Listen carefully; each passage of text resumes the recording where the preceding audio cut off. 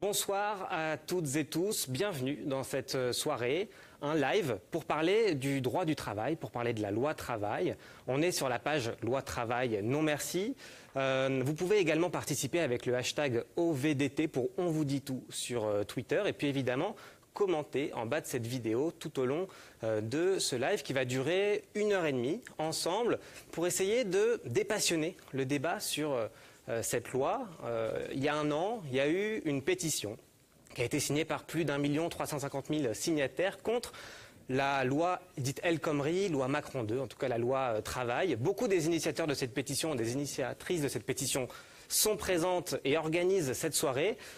L'objectif, c'est d'avoir un débat, d'avoir une discussion pour d'abord comprendre qu'est-ce que c'est que ce droit du travail, parce qu'on n'est pas toujours au courant de nos droits, du fondement historique aussi du Code du travail en France. Je voudrais tenir à remercier parce qu'il y a plein de retransmissions physiques qui ont lieu, à Calais notamment, à Marseille, à Niort, à Bordeaux, à Villejuif et à Caen. Donc des gens qui se sont rassemblés, qui sont en train de nous regarder, donc on vous salue très chaleureusement. Pourquoi ce soir, mardi 27 juin? Parce que, aujourd'hui, les députés arrivaient à l'Assemblée nationale, beaucoup de nouveaux et nouvelles députés. Ils ont eu d'ailleurs un comité d'accueil Place des Invalides avec plus de 5000 personnes qui ont commencé à leur mettre la pression.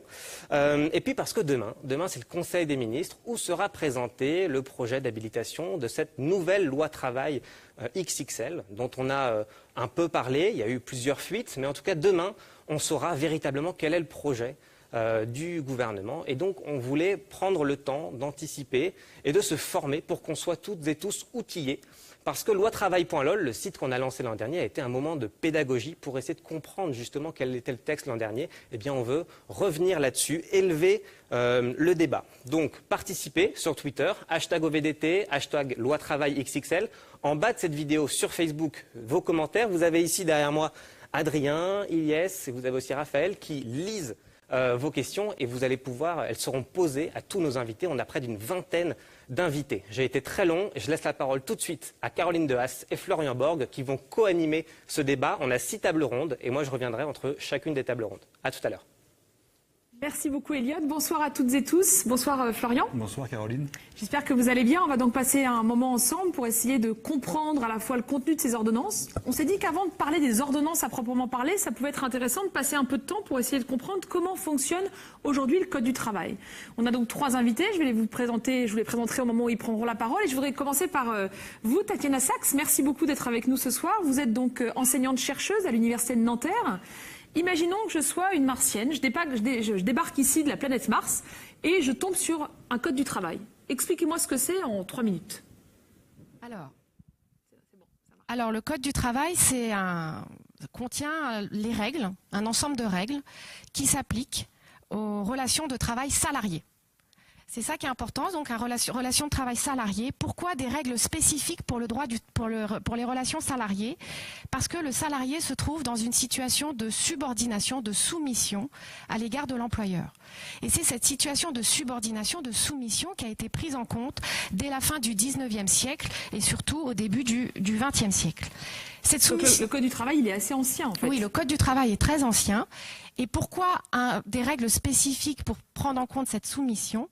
Parce que cette soumission a une particularité, c'est que le travailleur engage sa personne dans le travail. Il engage son corps, il engage son mental, il engage son psychisme. Et c'est à ce titre qu'on a édifié un certain nombre de règles pour protéger le salarié, des règles sur l'hygiène et la sécurité, les règles sur le temps de travail et aussi des règles qui visent à le protéger du risque économique. On considère que le salarié n'a pas à supporter les conséquences de tous les aléas économiques.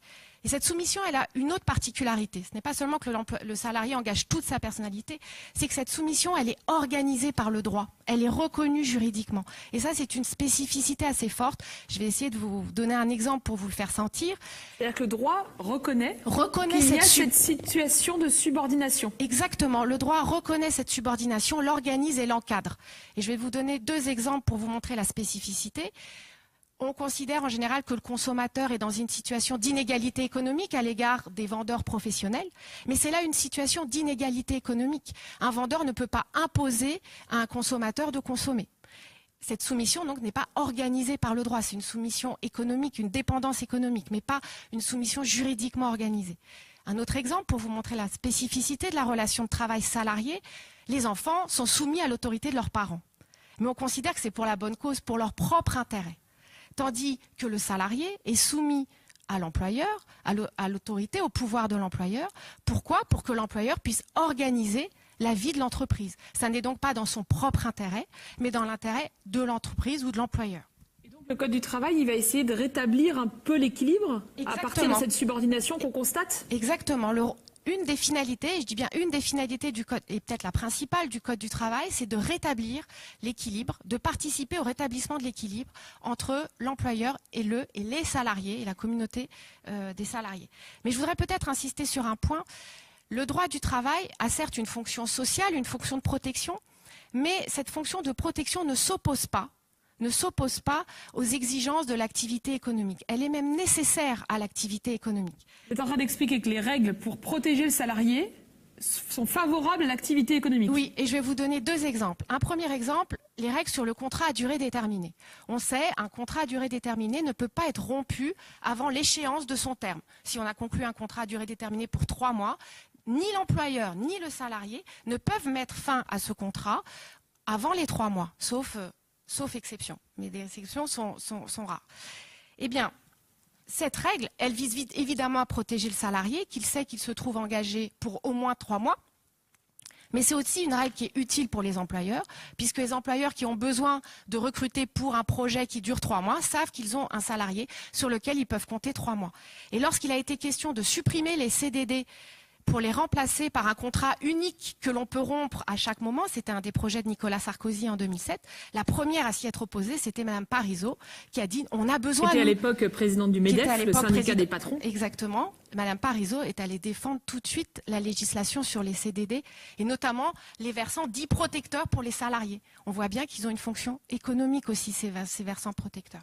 Et un autre exemple qui est à mon avis très d'actualité, l'existence d'accords collectifs signés au niveau des secteurs d'activité, ce qu'on appelle les conventions de branche, au niveau de l'industrie, au niveau de l'agroalimentaire, au niveau de la pétrochimie, etc. Par exemple, Syntec, c'est pour une branche et une convention collective de branche. Exactement. Pour les métiers du conseil. Exactement.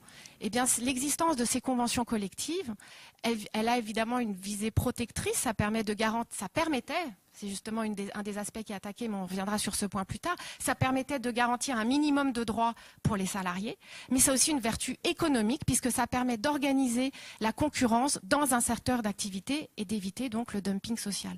Donc on voit bien que le droit du travail a une visée protectrice et que ces visées protectrices ne s'opposent pas aux fonctions économiques du droit du travail. Merci beaucoup Tatiana Sachs. Donc je retiens que le Code du travail est ancien, qu'il a visé à rétablir l'équilibre entre les salariés et les employeurs, parce qu'on partait du principe qu'il y avait un principe de subordination, une réalité de subordination. Il y a un principe dont on a beaucoup parlé l'an dernier, qui est un peu un des fondements, je crois, du Code du travail, qui est la hiérarchie des normes. Judith Krivine, vous êtes avocate, vous êtes membre du syndicat des avocats de France. Est-ce que vous pouvez nous expliquer ce que c'est la hiérarchie des normes ? La hiérarchie des normes, c'est la relation entre les différentes sources du droit du travail. Enfin, les sources du droit en général. Et en droit du travail, il y a les conventions européennes, internationales, la Constitution, la loi. Donc, les conventions européennes sont au-dessus de la Constitution française ? Elles sont à côté, on va dire. Voilà. La Constitution est au-dessus de la loi ? Les conventions de branche, les accords d'entreprise, d'établissement, et puis tout en bas, si je peux dire, le contrat de travail.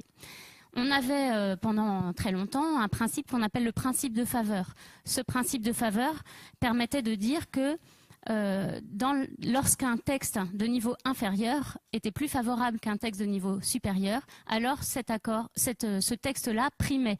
Si le contrat de travail prévoyait une mesure plus favorable, par exemple des horaires pour le travail de nuit, une contrepartie ou je ne sais quoi à l'intérieur du contrat de travail, l'accord d'entreprise ne pouvait pas s'imposer à un contrat plus favorable.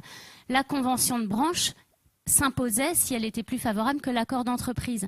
Et c'est là où on avait cette idée de régulation et de lutte pour que la concurrence ne vienne pas créer du dumping social. Oui, parce que si moi, dans mon entreprise, je décide de payer les salariés 10 € de moins que le tarif horaire standard Exactement. De la convention, je peux répondre à des appels d'offres en cassant les prix. Et donc la convention, elle permet justement de protéger ça et de protéger le fait qu'on ne tire pas vers le bas les droits des salariés. Exactement.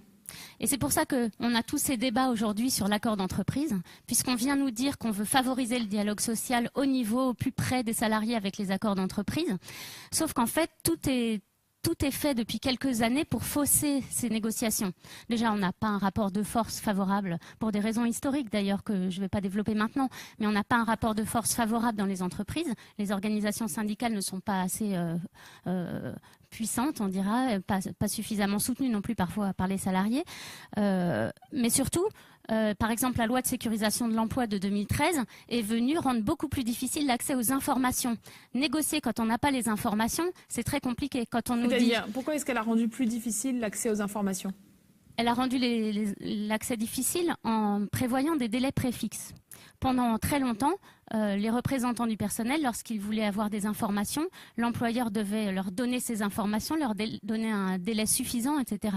Et puis, lorsque les représentants élus ne pouvaient pas avoir ces informations, ils pouvaient saisir le juge et obtenir des délais supplémentaires, etc. Aujourd'hui, la loi prévoit, alors c'est technique, mais que les délais sont encadrés et que les représentants du personnel n'ont plus la possibilité ou les possibilités de recours sont extrêmement réduites. Dans le cadre de ce lien de subordination, le droit à l'information des salariés était un droit fondamental prévu par le Code du travail.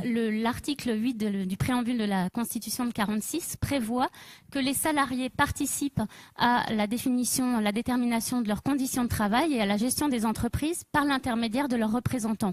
Donc l'information est due aux représentants du personnel qui doivent être consultés avant toute décision importante sur la marche générale de l'entreprise. Et c'est aussi l'information donnée qui permet de négocier en connaissance de cause. Si on vous dit, par exemple, je ne peux pas négocier dans le cadre d'un plan de sauvegarde de l'emploi, un plan de licenciement, je ne peux pas vous donner beaucoup parce que je n'ai pas d'argent. Voilà, j'ai pas d'argent. Sauf que l'entreprise fait partie d'un grand groupe qui a plein d'argent, qui verse plein de dividendes aux actionnaires, etc. Comment on fait pour négocier si on n'a pas la réalité des informations, premièrement. Et puis, quand je vous disais qu'on a rendu plus difficile l'accès à l'information, on fausse aussi les débats en disant que désormais, par exemple pour un PSE, je reprends l'exemple des licenciements économiques, vous pouvez soit négocier un accord d'entreprise, soit il y aura un document unilatéral de l'employeur. L'employeur va dire, soit vous signez un accord d'entreprise et vous avez une indemnité supralégale, vous avez des indemnités au moment du licenciement, soit vous refusez de signer et vous n'aurez rien du tout, vous aurez que le plancher de la loi. La loi lui permet de proposer un document qui ne soit pas validé par les syndicats, un document décidé unilatéralement par la direction. Tout ça en prétendant favoriser la négociation collective. Donc vous voyez, vous devez négocier sans avoir les informations ou en ayant beaucoup de difficultés pour les obtenir et sans disposer de recours ou avec... C'est de plus en plus difficile d'exercer ces recours. Vous devez négocier, mais avec en permanence le chantage à l'emploi ou le chantage à l'argent. Et vous devez négocier dans des délais hyper courts, ce qui fait que la négociation est faussée. Moi, dans l'absolu, je suis pour la négociation d'entreprise. Mais je suis pour la négociation d'entreprise à condition qu'on respecte le principe de faveur, à condition qu'on donne des moyens réellement aux organisations syndicales et aux salariés pour se défendre. Moi, ce que je constate, c'est que ça devient tellement dur que soit on se retrouve systématiquement devant le juge, soit on n'a même plus vraiment de recours, et donc ça se durcit, et on va aller vers plus de grèves, plus de conflits collectifs en entreprise. Ok, merci. Alors, ce que je retiens, c'est qu'il y a donc deux éléments importants dans la façon dont le Code du travail est organisé aujourd'hui. Cette histoire de la hiérarchie des normes, donc qui garantit que votre contrat de travail soit protégé par votre accord d'entreprise, qui est lui-même, voilà, il y a au-dessus de l'accord d'entreprise votre accord de branche et au-dessus de la loi. Et puis cette idée de la participation, je savais même pas que c'était dans la Constitution carrément. Dans la Constitution, cette idée de la participation des salariés à la vie de l'entreprise et notamment par un droit fondamental à avoir les informations et les informations complètes. Alors, merci beaucoup, Judith Krivine. Simon Picou, vous êtes inspecteur du travail et membre du syndicat CGT du ministère du Travail. Donc l'inspection du travail, c'est le corps, le service public qui permet de vérifier que le Code du travail est bien appliqué dans les entreprises. Comment ça va à l'inspection du travail en ce moment ? Alors tellement bien que nous étions en grève il y a une semaine tout pile, en manifestation dans les rues de Paris pour protester contre la détérioration de nos conditions de travail et la destruction de nos missions. Bon, on a plusieurs problèmes. Le premier, je développerai pas beaucoup parce que Judith en a déjà parlé, c'est qu'aujourd'hui le droit du travail, avec le détricotage qu'il a subi ces dernières années, est de plus en plus bourré de dérogations, d'exceptions, qui rendent très difficile, sur une série de sujets, d'informer les salariés ou de contrôler son respect dans une entreprise. Je prends un seul exemple. Depuis la loi El Khomri, vous pouvez calculer les heures supplémentaires en moyenne sur 3 ans. La métallurgie, par exemple, a signé un accord de ce type-là. Pratiquement, il est impossible pour nous de contrôler sur 3 ans que les salariés ont bien été rémunérés de leurs heures supplémentaires. C'est-à-dire que la loi El Khomri, donc la loi travail de l'an dernier, rend l'exercice de votre profession impossible en fait. Sur ces sujets-là, le niveau de dérogation aux droits, aux règles nationales qui existaient avant est devenu tellement important que c'est impossible de mener des contrôles jusqu'au bout. C'est-à-dire que la loi El Khomri, qui était une loi de simplification comme toutes les réformes du Code du travail, en réalité a plutôt complexifié votre travail. Oui, c'est ça. C'est-à-dire que depuis des années, on nous explique que le Code du travail est trop épais, illisible, etc. et que c'est pour cela qu'il faut le réformer. Mais on constate que chacune des réformes prises sur ces motivations ajoute en fait des dérogations, des pages et de la complexité. Bon, si vous prenez par exemple la question du travail du dimanche, on a empilé au fur et à mesure des années des régimes dérogatoires les uns sur les autres, ce qui fait qu'aujourd'hui, là aussi, c'est très difficile pour un salarié de connaître ses droits. Quelles sont mes contreparties si je dois travailler le dimanche? En fait, ça dépend duquel des 5 ou 6 régimes vous subissez. Et c'est très difficile pour nous de contrôler le respect de ces dispositions. Quand on entend quand même assez régulièrement à la télé que le Code du travail serait trop énorme, qu'il y ait trop de pages, qu'il serait trop lourd, ce que vous êtes en train de nous dire, c'est qu'il est lourd parce qu'il y a beaucoup de dérogations aussi qui ont été ajoutées. Qui se sont empilées ces dernières années et toutes les dernières réécritures ajoutent de la complexité pour les salariés. Donc attendez, la loi El Khomri, elle a rajouté des pages au Code du travail. Bien sûr. Puisqu'on est passé auparavant avec le principe de faveur, la loi définissait une règle, un droit minimal qui était appliqué dans toutes les entreprises. Maintenant, la loi détermine quels seront vos droits s'il n'y a pas d'accord d'entreprise qui dit autre chose. Bon, et ça c'est évidemment plus complexe qu'un système où la loi est le socle minimal garanti pour tous et où les accords ne font qu'améliorer ce qui est prévu par la loi. Donc ça c'est notre premier problème, complexification en outrance du droit. Le deuxième c'est évidemment un problème de moyens. Le ministère du Travail a perdu 20% de ses effectifs en 10 ans. On est passé en 2008 il y avait encore à peu près 10 000 agents, aujourd'hui on est un peu moins de 8 000. 8 000 agents pour contrôler combien d'entreprises? Alors, c'est même pas 8 000 agents de contrôle, c'est 8 000 agents au ministère du Travail, parce qu'il y a d'autres missions que l'inspection du travail. Aujourd'hui, vous avez à peu près 2100, 2200 agents de contrôle pour l'ensemble des salariés du territoire. Donc des millions de salariés. Pour des millions de salariés, bien sûr. Et les choses ne sont pas prêtes de s'arranger, puisqu'en Ile-de-France, là, vous avez un projet qui est pendant, c'était notamment une des raisons de notre grève la semaine dernière, qui vise à supprimer 50 sections d'inspection du travail sur la région. Ça représente 10% des sections d'inspection du travail qui existent aujourd'hui en Ile-de-France, ce qui veut dire qu'une fois que ces sections-là sont supprimées, si notre mobilisation n'aboutit pas, il faut répartir les entreprises et les salariés qui étaient auparavant couverts par ces sections-là entre les collègues qui restent. Et donc, avoir une surcharge de travail importante. Voilà, ça veut dire que le nombre de salariés et le nombre d'entreprises dont on a la charge va s'accroître mécaniquement, et donc nos possibilités de répondre à la demande sociale des salariés, des représentants du personnel, elles diminuent d'autant. Donc d'un côté, on vous complexifie le Code du travail, votre outil de travail en fait, et de l'autre côté, on diminue le nombre de personnes. On y reviendra d'ailleurs tout à l'heure, parce qu'on a une table ronde consacrée à est-ce qu'on peut réécrire le Code du travail de manière simple et protectrice. Peut-être juste avant qu'on arrête cette table ronde, une question de Michel. Quel est l'intérêt des régimes dérogatoires? Est-ce que ça sert plutôt les salariés ou plutôt les employeurs? Je ne sais pas qui veut répondre. Je pense que la réponse est assez simple, ça sert plutôt les employeurs, puisque l'idée est de permettre, je vous donne un exemple, normalement le Code du travail prévoit que le temps de travail, la durée du travail, c'est 35 heures par semaine. Un régime dérogatoire va permettre par exemple d'annualiser le temps de travail et qu'on décompte les heures supplémentaires que lorsqu'on a en moyenne sur toute l'année plus que 35 heures. Donc il va falloir attendre la fin de l'année pour voir, et le salarié va travailler parfois 40 heures, parfois 32, etc. Il n'y a pas de régime dérogatoire pour passer aux 32 heures, par exemple? Il n'y a pas de régime dérogatoire prévu pour passer aux 32 heures. C'est pas interdit de le faire non plus. Mais à ce moment-là, ce serait plus favorable aux salariés, donc ça ne me poserait pas de difficulté. Voilà. Donc, Ok. Puis une autre question de Stéphane. Est-ce qu'il y a un code du travail particulier pour les intérimaires? Comment ça se passe? Non, les intérimaires, c'est un contrat de travail temporaire, c'est un contrat de travail particulier, mais il relève bien du même code du travail que simplement voilà les règles qui gouvernent la conclusion, la rupture et la durée des contrats vont être spécifiques, mais se rapprochent de celles du contrat à durée déterminée. Donc dans le code du travail, il y a un chapitre sur le travail intérimaire. Oui, travail précaire de manière générale, contrat à durée déterminée et contrat de travail temporaire. Oui. Ok. Eh ben merci beaucoup à tous les trois d'être venus avec nous ce soir. Merci à Emmanuel et Adrien qui nous font passer les questions. Et puis je repasse la parole à Elliot. Merci beaucoup. On a donc pu avoir un bilan de ce code du travail. On va maintenant passer à la deuxième table ronde. Réformer le code du travail entre mythes et réalité. On va essayer de dépatouiller un peu le vrai du faux, essayer de comprendre ce qui est présent dans nos esprits de manière plus ou moins consciente, mais qui ne se vérifie pas forcément dans les faits et dans les études. Je vous rappelle, pour participer à la conversation de ce soir, hashtag OVDT sur Twitter pour On vous dit tout, et puis en bas de cette vidéo sur Facebook, dans les commentaires, n'hésitez pas à nous poser toutes vos questions. Elles seront transmises directement à nos invités. Il y en a beaucoup. Profitez-en, c'est un moment précieux. Et donc, je vous laisse directement continuer pour cette deuxième table ronde. Il nous en restera ensuite 4. On est ensemble jusqu'à 22h30. Merci Elliot, et effectivement nous ouvrons cette deuxième table ronde, ce second chapitre de la soirée, pour nous interroger sur les mythes et les réalités des réformes du Code du travail.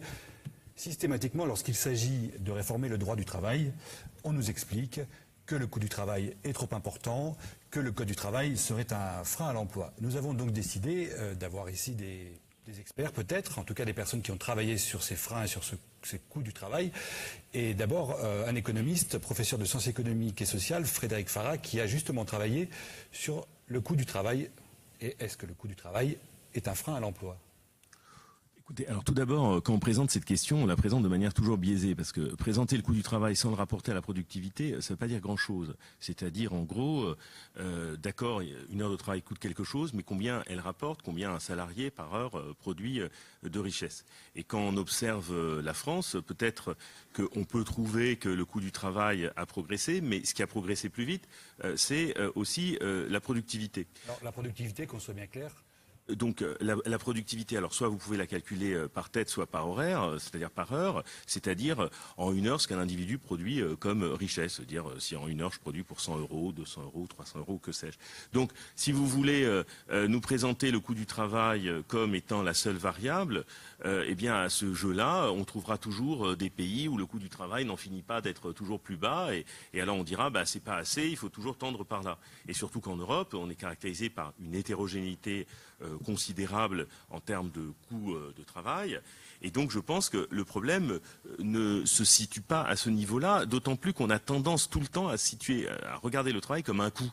Non pas comme un investissement, non pas comme la possibilité d'accorder à des individus un pouvoir d'achat qui à leur tour en feront des consommateurs. Donc l'objectif, c'est de regarder ça comme quelque chose comme un frein. Alors le coût du travail, il est perçu dans deux directions. Premièrement, le salaire qu'on verse, et aussi la part socialisée, c'est-à-dire les cotisations qu'on présente toujours comme des charges. Vous avez remarqué, on dit toujours charges. Les cotisations qui alimentent donc... qui sont absolument nécessaires, qui sont des cotisations contributives, c'est-à-dire que les individus contribuent pour ensuite se faire couvrir de risques sociaux. Et c'est pour ça que le terme d'État-providence est un terme problématique. Parce c'est la sécurité sociale, En clair, ce serait ça, mais le problème, c'est qu'on a l'impression que les gens, ils reçoivent comme ça des cadeaux, mais ils y contribuent. Je veux dire, donc c'est pour ça qu'il est préférable d'employer le terme d'État social que d'État-providence, parce que c'est pas une manne qui nous tombe du ciel, n'est-ce pas ? Ce sont les travailleurs qui participent et qui se couvrent eux-mêmes contre les risques, et c'est intégré dans ce qu'on appelle le coût du travail, bien sûr. Et c'est pour ça que j'insiste sur le terme de cotisation et non pas de charge, comme on a l'habitude de le présenter. On dit toujours les charges sociales, alors qu'il faudrait dire les cotisations sociales et se contenter du terme neutre. Alors aujourd'hui, ce qui coûte plus cher, c'est moins l'heure de travail qu'effectivement cette part socialisée, c'est-à-dire à travers cette contribution. Et donc, qu'est-ce qu'on a fait depuis des années? Par exemple, sur les bas salaires, on a eu de cesse d'exonérer les travailleurs, une certaine catégorie de travailleurs qui sont autour de bas salaires. Bon. C'est-à-dire qu'on a exonéré les entrepreneurs, les chefs d'entreprise de cotisation. On a exonéré les entrepreneurs de cotisation. Ça coûte extrêmement cher, mais ça enferme, si vous voulez... ça coûte très cher pour la collectivité, ça sauve certains emplois, c'est déjà très bien, mais en même temps, d'autres pistes pourraient être exploitées que celle-ci. Par exemple Comme par exemple la réduction du temps de travail qui a été largement abandonnée depuis un moment parce qu'on a fait un faux procès ou un mauvais procès aux 35 heures, alors qu'une piste à la fois socialement progressiste et en même temps écologiquement compatible, c'est la réduction du temps de travail. Donc ça, on a complètement abandonné. Et aujourd'hui, on se fixe également sur cette question du coût du travail ou du marché du travail parce qu'il y a d'autres leviers qui ont été aussi abandonnés. Ce que vous nous dites, c'est que le coût du travail il ne se calcule pas seulement par rapport aux salariés, mais sur l'ensemble d'une société. Exactement, parce que il ne faut pas toujours percevoir ça comme quelque chose de lourd qu'il faut contenir. C'est qu'est-ce que, en fait, derrière ce travail, il y a aussi tout ce que contribue, tout ce que apporte ce travail à la société en termes de productivité, de richesse. Donc, si vous voulez toujours regarder ça comme un coût et non pas comme quelque chose qui contribue à la richesse, me paraît une vision un peu trop réductrice et trop orientée, parce qu'on voit où on veut en venir. C'est-à-dire, on veut en venir à dire que notre protection sociale coûte trop cher, c'est un frein à l'emploi, le discours qu'on entend depuis 30 années, en fait. Est-ce que juste, on entend souvent dire que les Françaises et les Français sont parmi les plus productifs au monde. Est-ce que ça c'est vrai ou est-ce que c'est une idée reçue ? Alors, c'est en effet vrai et on l'oublie. Parce que si vous voulez, on peut même se dire une chose très simple, sans même rentrer dans des développements économiques trop savants. La population active sur les 66 millions de Français, c'est 29 millions de personnes. 29 millions de personnes qui réussissent à produire une richesse qui nous classe, selon les classements, entre la 5e ou la 6e puissance du monde. Je trouve que 29 millions d'actifs qui arrivent à nous placer à ce niveau-là, c'est plutôt pas mal, je veux dire, sur 66 millions. Donc on a une productivité qui est quand même extrêmement importante, mais malheureusement, souvent cette productivité, comment on l'obtient ? Par des stratégies, comme on appelle par exemple le management par le stress, c'est-à-dire qu'on met une pression considérable sur les travailleurs, ce qui est parfois excessif avec les conséquences que l'on connaît par exemple en termes de burn-out. D'accord, donc si je résume, le coût du travail pris seul en soi n'a pas d'intérêt. La question est aussi de le voir par rapport à la productivité, à la capacité de travail des travailleurs, mais également à la richesse qu'apporte le travail dans la société. Je voulais me tourner, parce que si on parle de frein à l'emploi, on peut aussi interroger un entrepreneur. Anthony Gratakos, bonsoir. Vous êtes PDG d'une société de transport. Et même question, est-ce que le Code du travail est un frein dans votre capacité d'entreprendre, puisqu'on a une mode aujourd'hui de l'entrepreneur qui nous est présentée? Eh bien, nous vous donnons la parole. Alors, l'INSEE vient en partie de répondre à cette question par une étude très intéressante qui vient d'être publiée sur 10 000 entreprises qui montre que la réglementation sociale, le Code du travail, ne sont pas les principaux freins à l'embauche. On va pouvoir montrer d'ailleurs le visuel avec les résultats de cette enquête qui a été publiée récemment, par Alter Eco d'ailleurs. La préoccupation principale aujourd'hui des chefs d'entreprise, c'est le carnet de commandes. En tant que chef d'entreprise, quand j'embauche quelqu'un, la première chose à laquelle je pense, c'est pas le moment où je vais le licencier. Je vais tout faire pour le maintenir dans l'entreprise. Pour moi, le Code du travail, c'est un cadre collectif. C'est un cadre qui permet, sur un secteur de marché, à tout le monde de fonctionner de la même façon. Ça permet de vous organiser, y compris d'avoir les idées claires sur ce qu'il faut faire et ne pas faire. Ça permet aux salariés de se protéger, puisqu'on est dans un rapport qui est déséquilibré entre le chef d'entreprise et les salariés. Donc l'État réglemente, c'est le moins qu'il puisse faire. Et ça permet aux entreprises, sur un même secteur de marché, de ne pas tout niveler vers le bas en jouant sur le prix des salaires, le déclenchement des heures supplémentaires. Sur les heures, justement, et puis parce que nous avons une question sur les 35 heures. Est-ce que, comme chef d'entreprise, les 35 heures, pour vous, on en parle souvent, ont été un frein dans l'organisation du travail dans l'entreprise? Et Jérôme demande même, est-ce qu'elle coûte trop cher à l'employeur? Alors, moi, je suis trop jeune pour avoir connu l'époque avant les 35 heures. Alors, je ne peux pas vous dire ni vous parler de la transition, ni vous dire si ça a été un problème. Moi, je travaille de toute façon depuis que les 35 heures existent. Et je suis chef d'entreprise depuis que les 35 heures existent. Donc non. Mais, comme le disait Monsieur Farah tout à l'heure, il ne faut pas regarder les choses par le petit bout de la lorgnette. De la même façon que quand on parle de coût du travail, déjà on biaise la question parce qu'on oublie tout ce qu'il y a autour. Payer un salarié, c'est faire rentrer des recettes. Donc un salarié n'est pas un coût, c'est un investissement pour l'entreprise. De la même façon, on sait, les études le montrent, que diminuer le temps de travail, ça augmente la productivité. Et vous avez des projets de réduction du temps de travail? Mais nous, on a déjà réduit le temps de travail dans l'entreprise et on est déjà passé aux 32 heures et on y a gagné dans l'organisation du travail et dans la productivité des salariés. Y compris dans le bien-être, puisque le bien-être, si je comprends, est aussi un élément de productivité. L'entreprise est une cellule sociale dans laquelle on passe beaucoup de temps, c'est normal qu'on se soucie du bien-être. C'est intéressant cette façon de parler des salariés, non pas comme un coût, comme une charge, on entend souvent ce mot-là, Frédéric Farah, vous en parliez, mais comme un investissement, parce que l'investissement c'est positif pour une entreprise, c'est vu comme quelque chose de, voilà, une valeur sociale positive, et donc ça renverse aussi le regard sur les salariés qui sont vus comme des investissements, donc du positif dans l'entreprise, et pas qui sont pensés comme un coût ou une charge. Oui, tout à fait. Mais quand on dit que le carnet de commandes est le principal frein à l'embauche aujourd'hui, c'est parce qu'on a des incertitudes, parce que les entreprises ont des incertitudes sur les commandes qu'elles vont pouvoir entrer, elles ne peuvent pas embaucher. Mais du coup, effectivement, on retourne le problème. La question, c'est pas de savoir comment on peut licencier, si on peut licencier plus facilement. Le Code du travail est très bien fait. Il a prévu à peu près toutes les situations possibles et imaginables. La souplesse, on l'a déjà. La question, c'est comment on fait pour embaucher. Tout gouvernement qui veut réduire le chômage aujourd'hui doit s'intéresser à comment on embauche plutôt que comment on licencie. Alors, si vous permettez, ces questions, on se les pose, mais on nous dit souvent, et là je me tourne vers Guillaume Duval, on nous dit souvent, ces questions-là, elles ont déjà été réglées dans d'autres pays. Guillaume Duval, vous êtes rédacteur en chef d'Alternative économique, on vous connaît, vous êtes très présent également sur les réseaux sociaux, et cette question, est-ce qu'on a des éléments de comparaison au niveau européen? Notamment, on nous renvoie systématiquement vers l'Allemagne qui aurait fait une bonne réforme de son droit du travail. Oui, tout d'abord, merci à Caroline Dehaas de nous avoir associés à cet événement important. Oui, alors l'Allemagne sert toujours de référence, mais si on y regarde d'un peu près, on se rend compte que, en fait, on a créé à peu près autant d'emplois en Allemagne qu'en France depuis 2000. Entre 2000 et 2016, l'emploi s'est accru de 9% en Allemagne, de 8% en France. La vraie différence, c'est que la population active, comme on dit, c'est-à-dire les gens qui ont ou qui cherchent un emploi, a augmenté de 5% en Allemagne et elle a augmenté de 10% en France. C'est-à-dire que chez eux, ça s'est traduit par une réduction sensible du chômage. Chez nous, ça s'est traduit par une augmentation du chômage. Oui, mais il n'y a aucun miracle de la création d'emplois. Il faut prendre les bons chiffres pour avoir les bonnes comparaisons.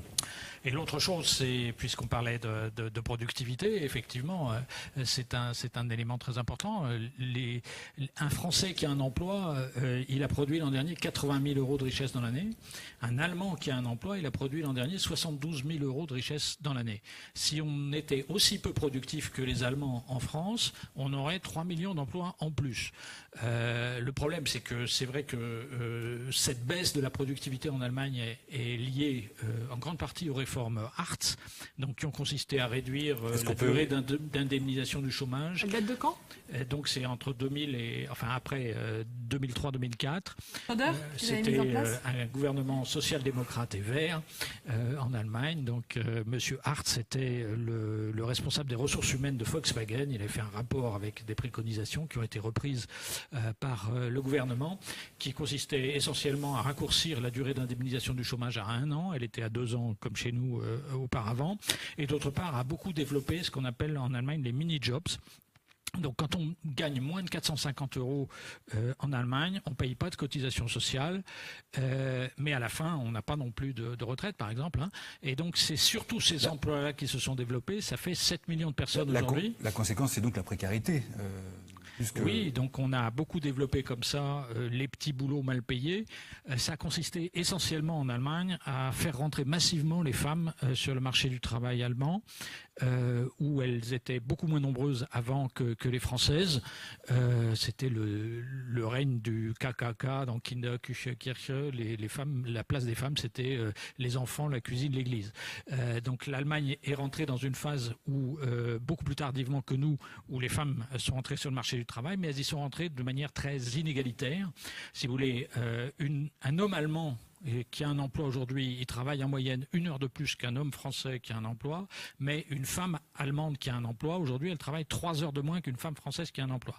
C'est-à-dire que l'écart de temps de travail hebdomadaire en France entre les hommes et les femmes, il est en moyenne de 4 heures, et il s'est réduit avec les 35 heures en particulier, et il est de 9 heures en Allemagne. Donc ce qui s'est passé avec les réformes Schröder, c'est qu'on a fait rentrer de manière très inégalitaire les femmes sur le marché du travail en leur donnant des petits boulots mal payés où elles n'ont pas de protection sociale. Si on résume justement votre propos, si je crois comprendre, la réforme en Allemagne n'a pas créé en tant que tel de l'emploi, c'est aussi des conditions différentes sociales qui a entamé une création d'emplois par rapport au marché général, mais qu'en revanche, on a bien une précarisation des emplois en contrepartie d'une absence de création d'emplois en tant que telle. Oui, donc l'Allemagne a réussi à devenir moins productive en créant justement tous ces emplois précaires pour les femmes. et mal payés. Simplement, ce qu'il y a, c'est qu'il faut se rendre compte que aujourd'hui les Allemands ne supportent plus ces inégalités et cette situation. Et le paradoxe, c'est qu'ils font appel à des éléments centraux du modèle français pour combattre justement ces difficultés. On y viendra après, mais merci de cette intervention. Je voulais signaler quand même le numéro de juin 2017 d'Alternative économique, Code du travail, le mauvais procès qui, je pense, vont reprendre tous ces éléments également. On va partager sur les réseaux sociaux le lien d'Alternative économique. Je retiens notamment pour la fin de cette table ronde l'interpellation de Anthony Grattacos sur une réforme du Code du travail ou une réforme du monde du travail en France. Elle devrait se poser la question de comment embaucher plutôt que comment licencier. Et on va y venir dans la prochaine table ronde parce qu'on va parler justement du contenu du projet du gouvernement. Merci beaucoup. Et à vous, Elliot. Super, donc on est parti pour cette troisième table ronde. Vous êtes près de 500 à nous suivre en direct depuis le début de cette émission. Vous êtes plus de 7500 à être passés par là depuis le début de ce live. Donc merci. N'hésitez pas, bien sûr, à utiliser le hashtag OVDT sur Twitter. Il y a beaucoup de monde autour, mais j'espère que ça ne vous dérange pas plus que ça. Sur Twitter, hashtag OVDT, si vous voulez réagir, si vous voulez commenter cette émission. On l'a fait aussi pour vous. Donc on a besoin que vous nous donniez votre avis. On a besoin que vous nous aidiez à comprendre si c'est clair et que vous disiez quand c'est pas clair aussi. Quand on ne comprend pas, on essaye de le dire, mais c'est important qu'on soit tous sur le même niveau de compréhension. Donc très rapidement, c'est parti pour cette troisième table ronde sur les ordonnances. Qu'est-ce que le gouvernement est en train réellement de préparer? Vous pouvez poser vos questions directement en bas de cette vidéo sur Facebook et elles seront posées aux invités. À tout à l'heure. Merci Elliot. Alors, il y a eu une question qu'on n'a pas eu le temps de traiter, mais peut-être que si Anthony Grattacos est toujours par là, il pourra aller répondre lui-même sur les réseaux sociaux. C'est l'entreprise est-elle purement financière ou a-t-elle un rôle social? Il avait commencé à aborder cette question-là juste avant. Qu'est-ce que vous avez pensé de cette interpellation-là de Anthony Grattacos sur une réforme du Code du travail? Elle devrait se poser quand même la question de comment embaucher, comment permettre aux entreprises d'embaucher pour créer de l'emploi plutôt que permettre aux entreprises de licencier. On va y revenir là dans le débat. On va commencer par vous, Anne de Haro. Vous êtes juriste en droit social, déléguée syndicale CGT. On entend parler depuis quelques jours de cette inversion de la hiérarchie des normes. Mais en fait, l'inversion de la hiérarchie des normes, c'était déjà le cas l'an dernier. Qu'est-ce qu'ils peuvent faire de plus dans le prochain projet? Alors, on a vécu ça le micro. Pardon. On a vécu ça l'année dernière, au moment de la loi travail. On se rappelle bien que, au niveau de tout ce qui était temps de travail, la loi avait prévu de pouvoir donner la primauté à l'accord d'entreprise. Et ça veut dire que la convention collective ne protégeait plus forcément les salariés. Voilà. Et ça veut dire que, grosso modo, l'employeur pouvait, enfin pas grosso modo, précisément, pardon, l'employeur pouvait prévoir des dispositions moins favorables dans l'accord d'entreprise que ce qui était prévu dans l'accord de branche, et ça s'imposait aux salariés. Alors, l'exemple le plus typique, c'est le paiement des heures supplémentaires et le taux de majoration. Alors là, bon, il est prévu par la loi. Il pouvait aussi y avoir, dans certaines conventions collectives, des taux majorés supérieurs à ce que prévoyait la loi, mais avec le système mis en place par la loi travail, l'employeur pouvait revenir à des taux de majoration de 10% par exemple. Donc ça veut dire que les heures supplémentaires peuvent être moins payées. Alors ça c'est très grave parce que par rapport au chômage, ça joue aussi massivement. C'est-à-dire que lorsque on peut faire travailler plus longtemps des salariés qui sont déjà embauchés sans les payer avec des majorations importantes, ça ne devient pas intéressant pour l'employeur d'embaucher de nouveaux salariés. Ça devient plus intéressant de faire fonctionner les heures supplémentaires, quoi. On l'a vu avec les cadres sur les forfaits jours, par exemple, avec les durées des cadres qui sont des durées pléthoriques maintenant.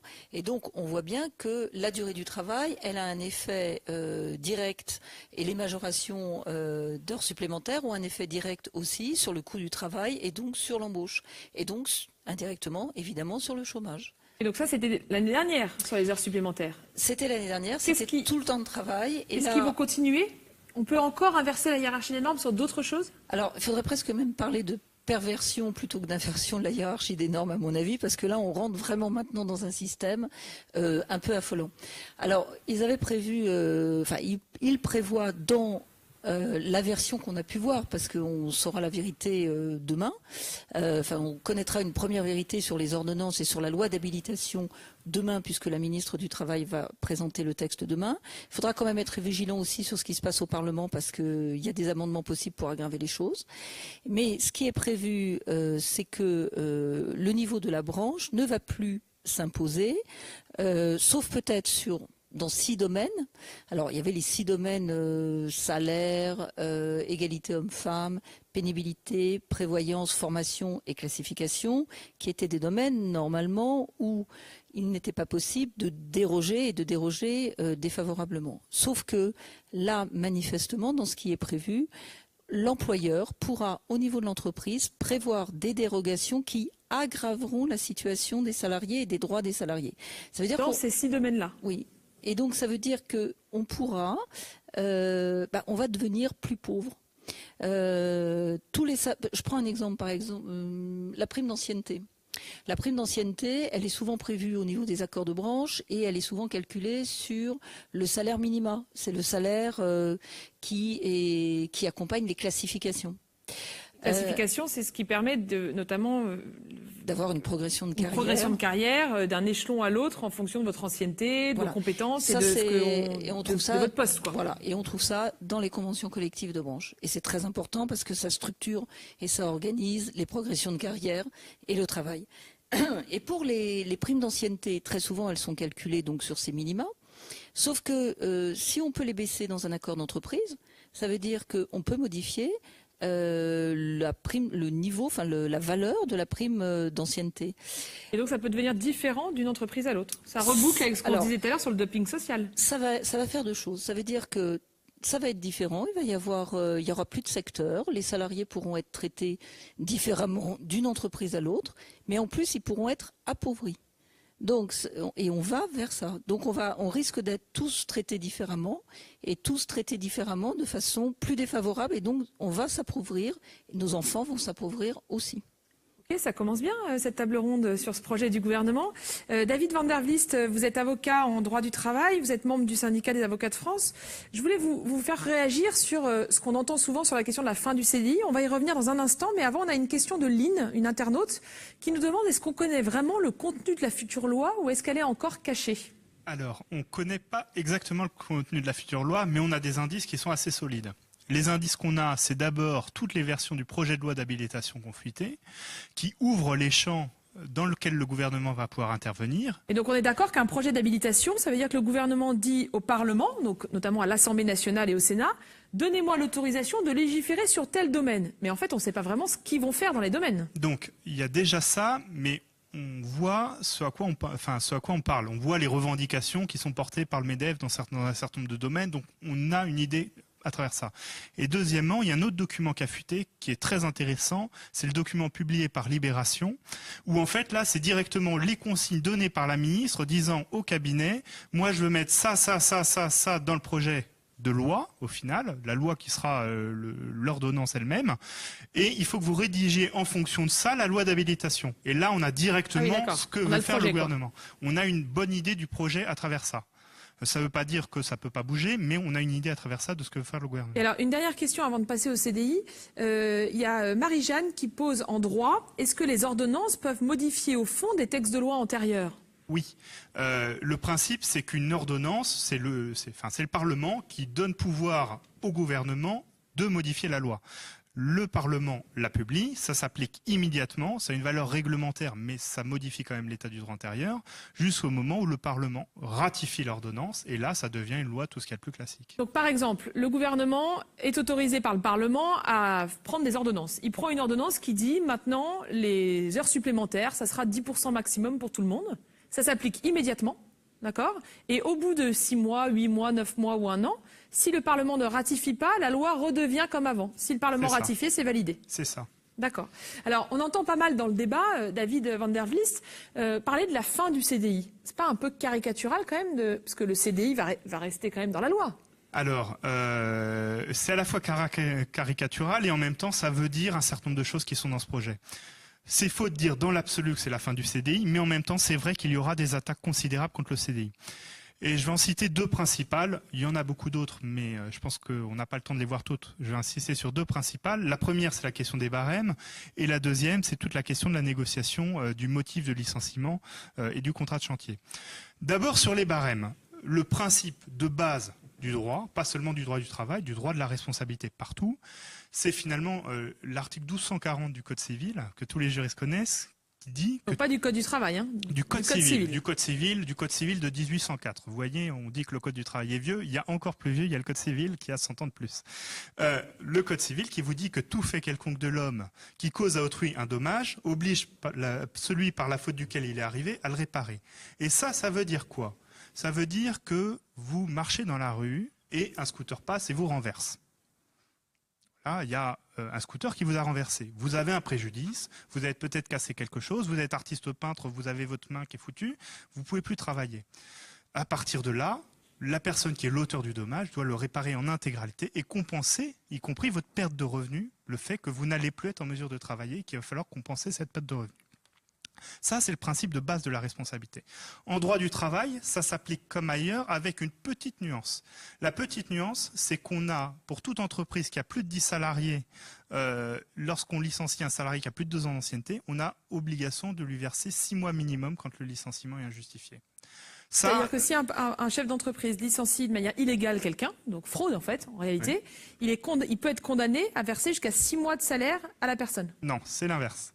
C'est-à-dire que si on est dans une entreprise de plus de 10 salariés et que le salarié a plus de 2 ans d'ancienneté, on versera au moins 6 mois. Au moins, d'accord. Au moins. Et ça, c'est impératif parce que le but, c'est de dissuader les entreprises de licencier n'importe comment et de garantir aux salariés que s'il va devant le conseil de prud'homme, il gagnera quelque chose et qu'il finalement ne gagnera pas moins que ce que ça lui a coûté d'aller en justice. D'accord que c'est distinct des indemnités de licenciement. C'est distinct de la notion d'indemnité de licenciement. L'indemnité de licenciement, c'est une somme que vous touchez automatiquement en cas de licenciement, qu'il soit justifié ou pas, sauf en cas de faute grave. Là, c'est vraiment en cas de licenciement injustifié pour réparer un préjudice. C'est ça répare une faute, c'est une indemnisation. Alors, le but des barèmes, en fait, c'est d'attaquer deux choses. D'abord, c'est de casser le minimum. Et quand vous voyez le document de Libération, on vous dit qu'en fait, le but, c'est d'abaisser le minimum. Donc ça, premier élément à prendre en compte. Deuxième élément, c'est de fixer un maximum. Et le maximum, quand on regarde toutes les tentatives qu'on a eu de nous imposer ça, dans la loi Macron, dans la loi El Khomri, on s'aperçoit que les maximums sont bien en deçà de ce qu'on obtient devant les juridictions. Donc le but, c'est de diminuer le montant des condamnations, de diminuer l'indemnisation du salarié qui va perdre injustement son emploi. D'appauvrir, comme disait Anne de Haro, les personnes qui vont se retrouver devant les prud'hommes. D'appauvrir les personnes qui vont se retrouver devant les conseils de prud'hommes. Faire ça, ça empêche toute prise en compte de la situation réelle. Si on prend l'ancienneté seulement, on fait des barèmes tels qu'ils sont prévus, si vous avez un salarié qui est licencié au bout de, mettons, 6 mois, c'est pas la même chose d'être licencié au bout de 6 mois si vous avez été débauché d'un emploi que vous aviez avant, où vous aviez 16 ans d'ancienneté, ou si vous êtes débauché dans l'absolu avec 6 mois. C'est pas la même chose si vous êtes licencié avec des gens à charge, ou si, des parents maison de retraite qu'il faut financer, tout ça, ou si vous licenciez quelqu'un qui est jeune, célibataire et qui retrouve immédiatement du travail. Tout ça, le fait de mettre des barèmes, ça empêche de prendre en compte les situations. Et puis surtout, là où c'est extrêmement grave, c'est que ça permet les calculs économiques. Ça veut dire quoi? Ça veut dire qu'un employeur, il peut se dire: celui-là, je ne veux plus le voir, je veux le licencier. Voilà, je connais les tables, je connais le maximum, je sais ce que ça va me coûter. En plus, je suis même pas sûr qu'il aille contester son licenciement. Donc on y va, je le licencie, et dans le pire des cas, au bout de 3 ans de procédure, 4 ans de procédure, je lui payerai un petit peu, parce que ça se trouve, en plus, il n'aura même pas le maximum.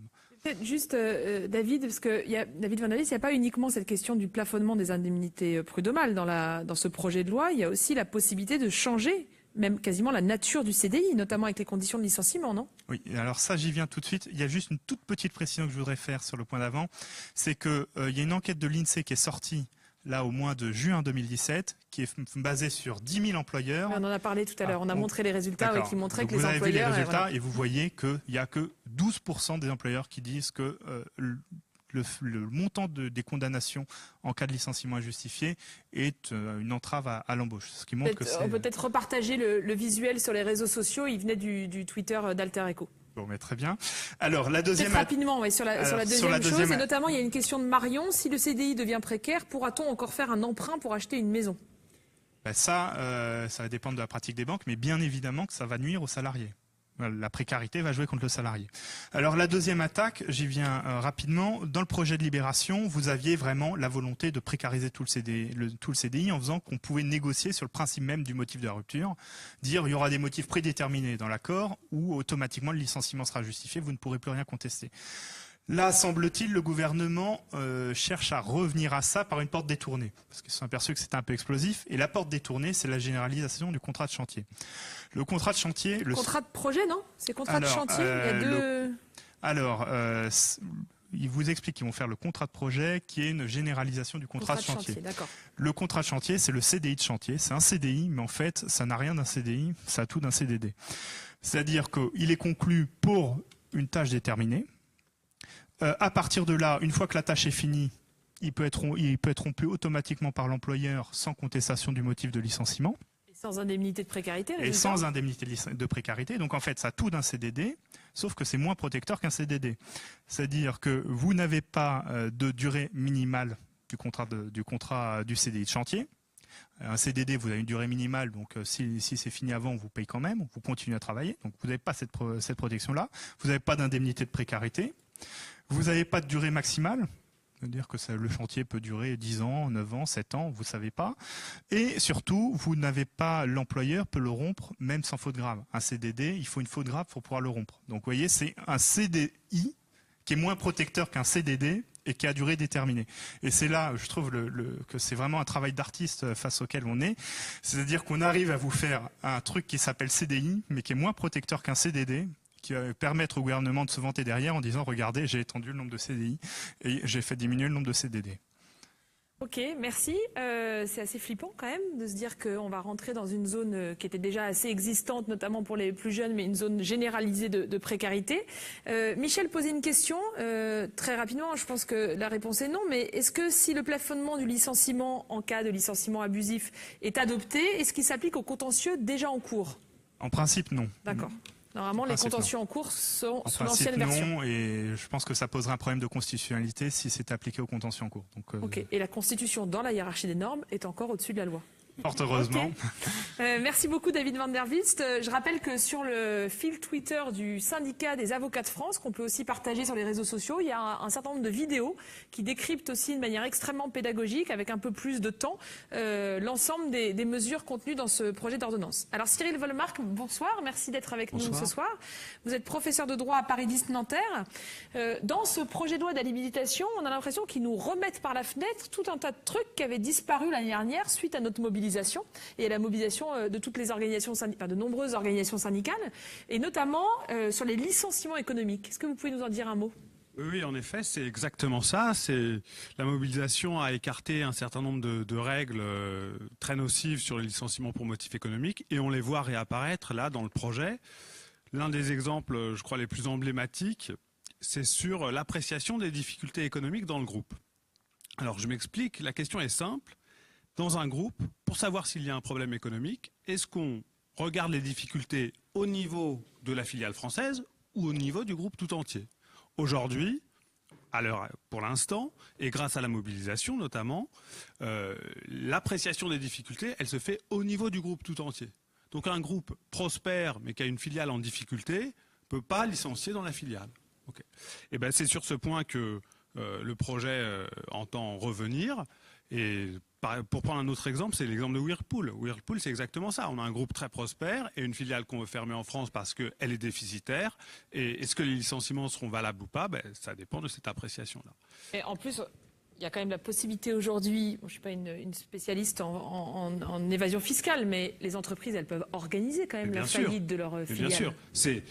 Une filiale française peut être en difficulté parce qu'elle a vraiment des difficultés sur son marché ou sur le marché international. Mais les filiales, on sait très bien aujourd'hui qu'elles sont en difficulté parce qu'elles doivent payer des frais de trésorerie au groupe, parce qu'elles payent des marques imaginaires à un groupe basé loin au Qatar, aux États-Unis, etc. Donc la perte économique dans une filiale, ça s'organise très facilement dans un groupe de manière comptable. Donc un groupe international pourrait décider d'organiser la faillite de sa filiale française, bénéficier résultat d'un plan social et donc d'aide, c'est ça, de l'État. Ça a quoi comme conséquence quand vous bénéficiez d'une aide pour un plan social, par exemple? C'est pas tant sur le plan social que ça va jouer, mais sur la régularité des licenciements. Aujourd'hui, si le groupe est prospère, on ne peut pas licencier pour difficultés économiques dans une filiale en France. L'idée, c'est que le groupe doit aider sa filiale. Donc, c'est ça qui va autorisera changer. les licenciements. Ça autorisera tous les licenciements. Avec les Continentales, les Conti, qui ont gagné, mais après déjà plusieurs années, ne veut plus être possible. Ah non, ouais, voilà, c'est terminé. Puisque le périmètre d'appréciation... Parce que les Conti avaient gagné la réintégration, c'était pas possible, Ouais. mais en tout cas un certain nombre d'indemnités, résultats, de réparation, on en parlait tout à l'heure, par rapport à leurs emplois qui avaient été, enfin les licenciements qui avaient été déclarés illégaux. Oui, l'affaire est très compliquée, mais on est exactement dans ce type de configuration de groupe, avec un grand groupe international qui asphyxie une filiale. Jusqu'à maintenant, en droit français, on avait une protection, notamment par la Cour de cassation, qui disait « Non, mais les difficultés économiques, ça ne s'apprécie pas là, dans la filiale. On va regarder tout le groupe. » Et c'est là-dessus que le projet entend revenir. On est d'accord que l'année dernière, ça avait été retiré suite à la mobilisation. Absolument. C'était l'une des mesures qui a été retirée le plus tôt sur la loi dite El Khomri. Ouais. D'accord. Donc ça fait partie avec le plafonnement des indemnités prud'homales, des choses qu'on nous fait rentrer par la fenêtre après les avoir fait sortir l'année dernière suite à la mobilisation. Peut-être Savine Bernard, merci d'être là ce soir. Vous êtes avocate au barreau de Paris. Dans ce projet d'ordonnance, il y a aussi beaucoup de choses sur la question des institutions représentatives du personnel. Moi, d'après ce que j'ai compris, on veut simplifier. Est-ce que c'est ça? Dans le discours, mais pas dans la réalité. On veut fusionner les instances déléguées du personnel, comité d'entreprise, CHSCT. Alors, redites-nous ce que c'est. Les délégués du personnel, ils s'occupent des réclamations individuelles des salariés. Par exemple, un salarié a une prime qui n'est pas payée, ils vont aller réclamer dans la réunion des DP le paiement de cette prime. Le comité d'entreprise va s'intéresser, il va être consulté sur tout ce qui concerne les questions économiques de la société, problèmes de gestion. Et le CHSCT, on a considéré que c'était tellement important la question de la santé qu'on a créé une instance spécifique pour défendre les conditions de travail des salariés et s'intéresser à la santé dans leurs conditions de travail. Et donc le projet, il veut fusionner les trois. Les deux premières, pourquoi pas? Mais faire disparaître le CHSCT et l'absorber dans cette instance commune, c'est particulièrement grave pour ces raisons que la santé, ça ne se met pas en balance avec d'autres choses. Et si on l'absorbe, le CHSCT, l'instance élue, on va dire l'instance 3 en 1, elle va se retrouver, je vais vous donner un exemple sur un projet, à devoir traiter des multiples problèmes qui ne relèvent pas des mêmes approches. Sur un plan social, le comité d'entreprise, il s'intéresse à la question économique. Est-ce qu'elle existe? Quelles vont être les incidences économiques du projet pour la société? Le CHSCT, lui, il s'intéresse quelles vont être les conditions de travail des salariés qui vont rester après qu'on ait licencié 1 tiers, 2 tiers, 3 tiers des effectifs. Donc on voit que c'est des problématiques différentes. Et le CHSCT, on a une instance avec des salariés qui se spécialisent sur ces conditions et sur ces problématiques vraiment tout à fait spécifiques. Donc, diluer les trois, c'est faire en sorte que la question de la santé, elle soit diluée et absorbée, qu'on ne s'y intéresse pas, parce que c'est l'économique qui va l'emporter. Et il y a une directive européenne que j'aime bien, elle dit, je la traduis dans mes termes à moi, mais elle dit la santé c'est tellement important que ça ne peut pas être mis en balance avec les questions économiques. Et là, on voit qu'on a une dilution. Et là où je trouve que c'est tout à fait incroyable, c'est que le CHSCT, c'est une instance extrêmement active dans la prévention. Et s'il y a bien un point sur lequel tout le monde devrait avoir des intérêts convergents, c'est la santé. Le salarié, il intéresse que ses conditions de travail soient bonnes. L'employeur, parce que si les conditions de travail sont bonnes, le salarié travaille bien, il n'y a pas d'arrêt maladie, la désorganisation, ça a un coût. Et en plus, la société avec un grand S, parce que les arrêts maladie ont un coût pour la collectivité dans son ensemble. Donc, s'il y a bien une instance qui devrait être renforcée, parce qu'elle a un rôle préventif et un intérêt convergent pour tout le monde, c'est le CHSCT.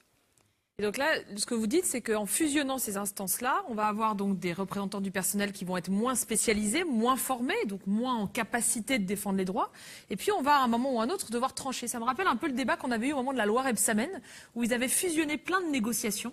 Et on avait dit, attention, si l'égalité femmes-hommes se retrouve dans la même négo que le handicap, que la question des discriminations, il y a un moment où on ne pourra pas tout traiter en même temps, il faudra faire des choix. Et nous, on avait peur que l'égalité femmes-hommes passe à la trappe. C'est un peu la même chose. C'est la même idée. On concentre pour diluer la problématique au milieu des autres. Le comité d'entreprise, il va se retrouver, l'instance élue fusionnée, va se retrouver à parler de la question des œuvres sociales du comité d'entreprise, des réclamations individuelles, et sur un même projet, va devoir être schizophrène pour aborder les problématiques et santé et économique, et il ne pourra pas tout faire, c'est pas possible. Et ça veut dire aussi que dans cette idée d'avoir un vrai dialogue social dans l'entreprise, on va aussi réduire les compétences et le nombre de personnes qui vont devoir discuter. Oui, dans 2 cadres. Dans 2 cadres, qui étaient dans 2 cadres différents, et là, dans un même cadre, on aura la même compétence sur des mêmes personnes. Exactement. Tout le monde va être ultra compétent sur des questions qui sont pourtant très spécialisées. Et en plus, on veut limiter le nombre de mandats, c'est-à-dire, qui va pas permettre de faciliter la transmission du savoir et la spécialisation. Donc il y a quand même un paradoxe avec un gouvernement qui a quand même le mot démocratie sociale, démocratie d'entreprise à la bouche tous les 4 matins et qui en même temps va en fait amoindrir, appauvrir notre capacité de nous défendre dans les entreprises. Oui, et le plus grand paradoxe, c'est qu'on avait un candidat Macron qui revendiquait le rôle extrêmement important de la prévention dans la santé. Et s'il y a bien un acteur de la prévention dans la santé au travail, c'est le CHSCT. Ok, il y a une question sur les réseaux sociaux. Le CDI, donc de Laura, le CDI n'est-il pas déjà attaqué par le statut d'auto-entrepreneur? On entend beaucoup quand même que le CDI serait remis en cause. Oui et non. Alors, prenez le micro. Donc Anne de Haro. Oui et non, parce que c'est vrai qu'il y a beaucoup d'auto-entrepreneurs, mais le CDI reste le contrat massif du salariat en France. Parce que, alors d'abord, les entreprises ont besoin de salariés stables, qualifiés, bien formés, bien payés, pour faire fonctionner les entreprises et avoir cette productivité qu'on a. Alors, c'est vrai que ça reboucle avec ce qu'on se disait au tout début, la première table ronde, c'est-à-dire qu'on a intérêt à avoir, économiquement, les entreprises et nous avons intérêt à avoir un code du travail protecteur pour garantir que les gens travaillent bien dans la boîte, quoi. Oui, la France est un pays industrieux, le travail est très important, ça structure énormément de choses. Et des salariés qualifiés, bien formés, bien payés, c'est ce qui fait avancer les entreprises. Et donc, c'est vrai, on constate que les auto-entrepreneurs progressent. Alors, j'ai pas les chiffres en tête, mais ça ne remet pas en cause la primauté du CDI pour l'instant. Pour l'instant, oui. Et j'ajouterais. David Van der Vlis. Oui. Alors j'ajouterais moi que, déjà la problématique des faux indépendants, elle n'est pas nouvelle. Il y a un certain nombre d'années déjà, se posait la question des taxis qui louaient leurs taxis, louaient leurs plaques, etc., étaient soumis aux horaires qui étaient fixés par un grand groupe que je ne nommerai pas.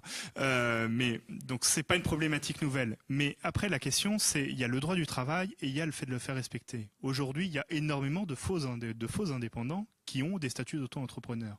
Mais il y a énormément de ces gens-là qui en réalité sont dans une situation de salariat, qui en réalité sont dans une situation de CDI.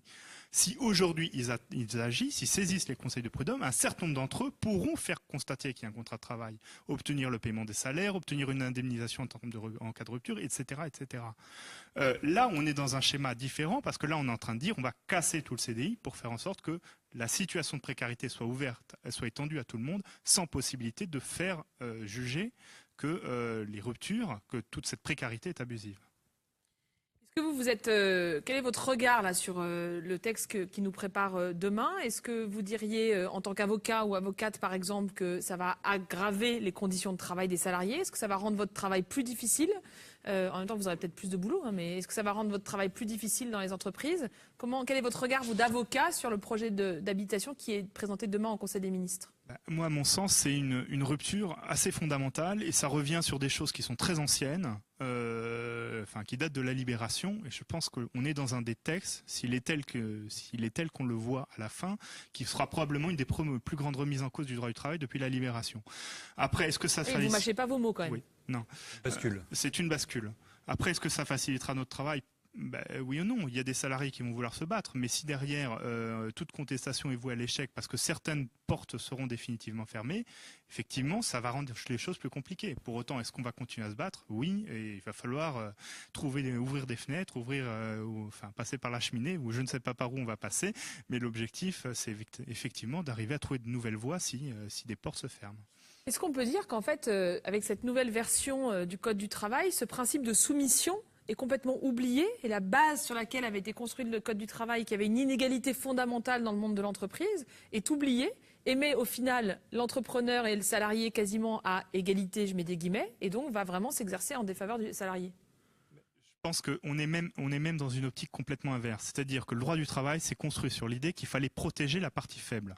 Pour faire en sorte qu'elle est en situation d'inégalité, il faut la préserver. Là, on est dans une bascule totale, en train de dire aux salariés, vous avez déjà de la chance d'avoir un travail, et maintenant c'est vos droits qui doivent céder pour permettre à quelqu'un de faire, à l'entreprise de prospérer, de faire du profit, parce que finalement, si elle fait du profit, tant mieux, c'est aussi un peu dans votre intérêt. Et donc on est finalement dans une logique de protection de l'entreprise en cassant les droits des salariés, en rupture totale. C'est vraiment une bascule, c'est un renversement de ce qu'est le droit du travail. Cyril Volmark, vous diriez la même chose, vous, sur les questions de licenciement économique? Est-ce que ça va créer des bascules du même ordre?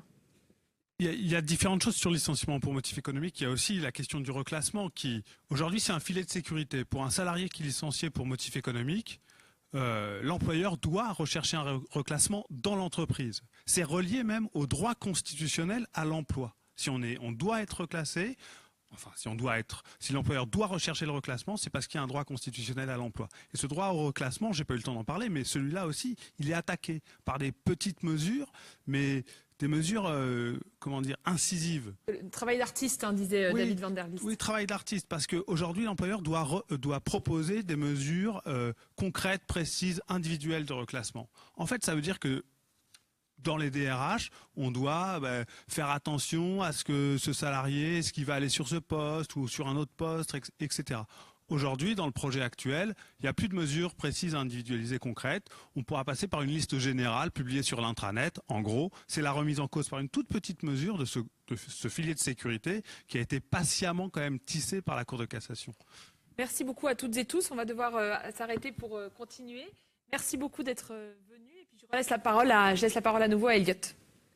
Merci beaucoup. Déjà la fin de cette troisième table ronde. Donc on va rester encore près de 40 minutes ensemble. On a pris un tout petit peu de retard.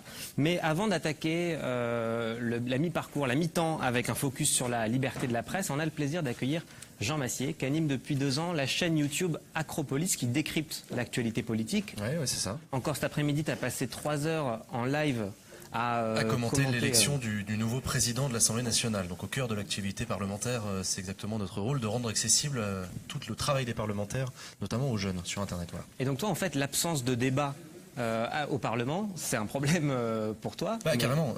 Oui, parce que moi j'ai créé ce projet-là pour que les débats parlementaires soient rendus plus accessibles aux jeunes, mais surtout pour que le débat citoyen, au sens plus large que le simple débat parlementaire, soit accessible. Et quoi qu'on pense de la politique dans notre pays, on a quand même une chance, c'est que quand on fait une loi, elle doit passer par le Parlement. Et alors, le Parlement, c'est long, c'est fastidieux, mais c'est long et fastidieux dans le bon sens du terme aussi. Parce que mine de rien, il y a des caméras et des micros partout, il y a des centaines d'élus là-dedans qui détricotent le texte, s'y intéressent de près, déposent ce qu'on appelle des amendements, je rentre pas dans la partie technique, mais on pose le débat national sur un sujet pendant un temps, pour savoir ce qu'il faut faire pour l'avenir de notre pays. Et bien ça, c'est un débat citoyen. Par la petite fenêtre du Parlement, en fait, c'est un moment pour les médias, pour les citoyens, pour les organisations syndicales, pour tout le monde, de s'asseoir 2 minutes et de dire, ok, où est-ce qu'on en est, d'où on vient, et où est-ce qu'on a envie d'aller ensemble, et par quelles mesures ça passe. C'est ça qui est bien avec un débat parlementaire, et c'est moi qui j'ai un vrai plaisir à commenter ça. Là, les ordonnances, c'est un peu le contraire. Les ordonnances, le débat parlementaire, en fait, se limite à la question de savoir est-ce qu'on autorise le gouvernement à en prendre ou pas. Mais ça s'arrête là. Et le problème, c'est qu'ensuite, les mesures concrètes, en l'occurrence, là, ça parle du travail, mais ça pourrait être autre chose, elles sont décidées dans des cabinets ministériels où je suis bien placé pour savoir qu'il n'y a pas une caméra ni un micro. Donc, le débat citoyen, j'ai travaillé en cabinet ministériel. Donc, si tu veux, le débat citoyen s'appauvrit à la portion congrue avec les ordonnances. Et ça, je trouve ça un peu dommage parce que je pense, mais c'est un point de vue, qu'on ne perd jamais à débattre d'un sujet, jamais. Toi, on est d'accord, tu prends pas position dans tes lives. Non, c'est pas le but. Tu restes en retrait, mais j'entendais il y a pas longtemps Gérard Collomb dire qu'il fallait les ordonnances parce qu'il fallait aller plus vite, il fallait pas perdre de temps. Toi, en fait, avec ton audience qui grandit de semaine en semaine, tu montres qu'il y a un vrai intérêt. Finalement, que même les jeunes s'intéressent à ce qui est un débat et à ce qui est une discussion autour de la politique. S'intéresse au droit du travail, s'intéresse au droit tout court qui s'écrit devant nos yeux par ces caméras à l'Assemblée nationale. Donc on s'y intéresse tous et il y a une vraie soif notamment de notre génération pour le débat, pour la compréhension, pour le dialogue, pour qu'on s'explique, pour qu'on s'écoute, pour qu'on s'entende, etc. Donc voir le débat parlementaire comme une simple passe d'armes entre une majorité et une opposition, ça c'est très Troisième République en fait.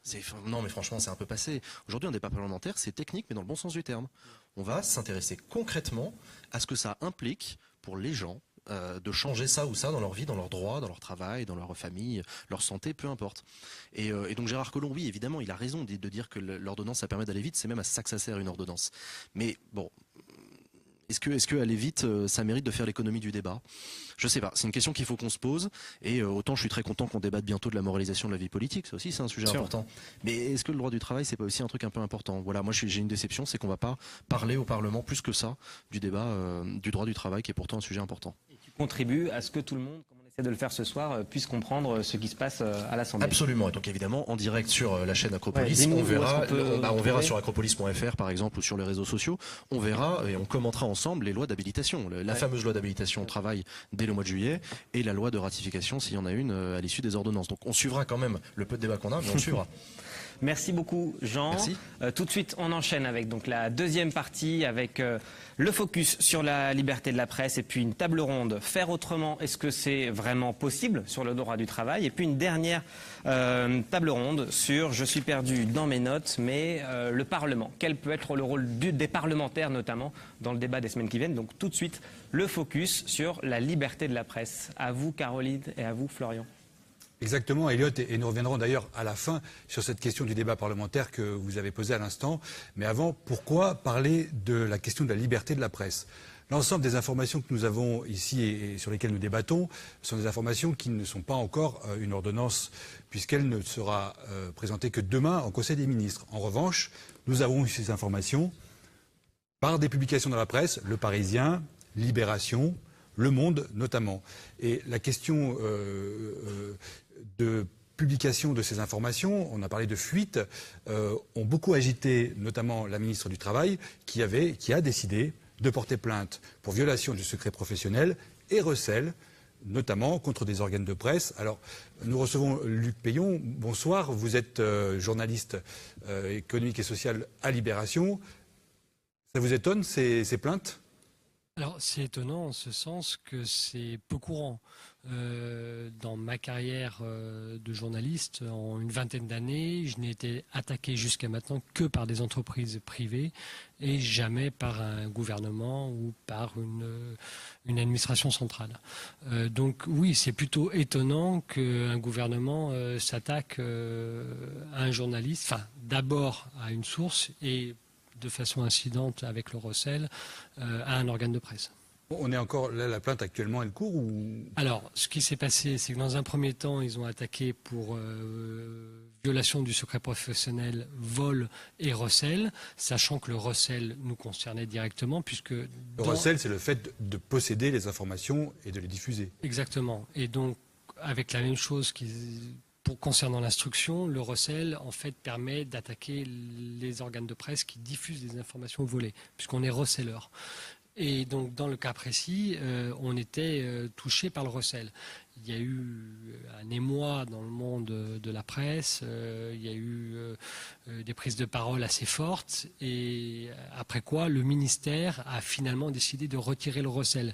Mais ce retrait du motif du recel ne s'est fait que sous la pression du milieu de la presse. Et donc, aujourd'hui, qui est-ce qui est menacé par les procédures ? Alors aujourd'hui, ce sont nos sources, donc ce qui n'arrange pas grand-chose finalement. Certes, personnellement, on n'est plus concerné par le recel, on n'est plus potentiellement victime d'une perquisition, de recherche de documents, de mise en examen. Par contre, nos sources, elles, le sont toujours.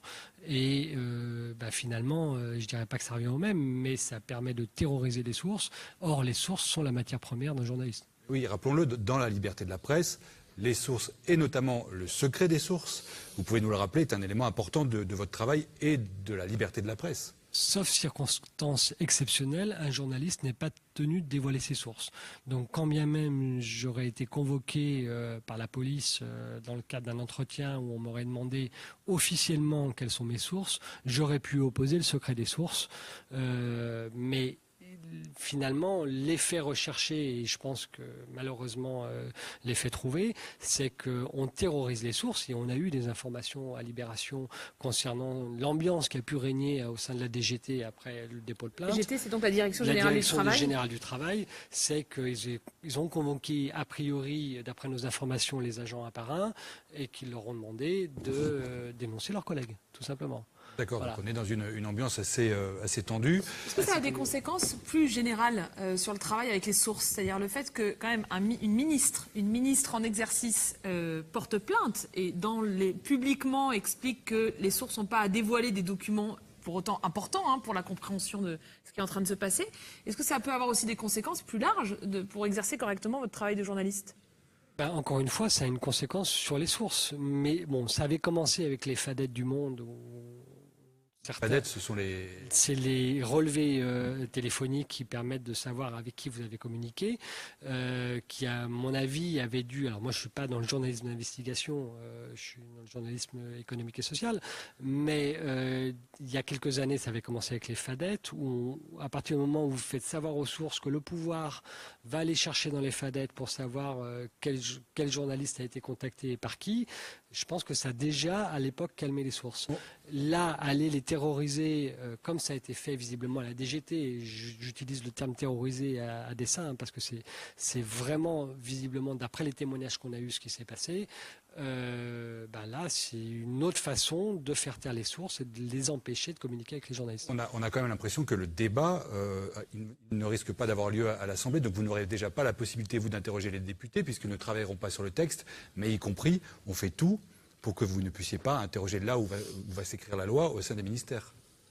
Par ailleurs, mais on sent bien que, je ne veux pas préjuger de la version finale du texte, mais on sent bien qu'effectivement, et par rapport au timing, c'est-à-dire pendant la période estivale, et par rapport à la procédure requise, à savoir le système des ordonnances, on sent effectivement de la part de ce pouvoir la volonté de restreindre le débat au minimum, et que quand nous révélons effectivement l'ensemble des réformes qu'ils ont en tête à l'époque, ça casse tout leur dispositif et ça les embête énormément parce que ça les empêche de mener à bien le dispositif très très resserré sur le fond et sur la forme,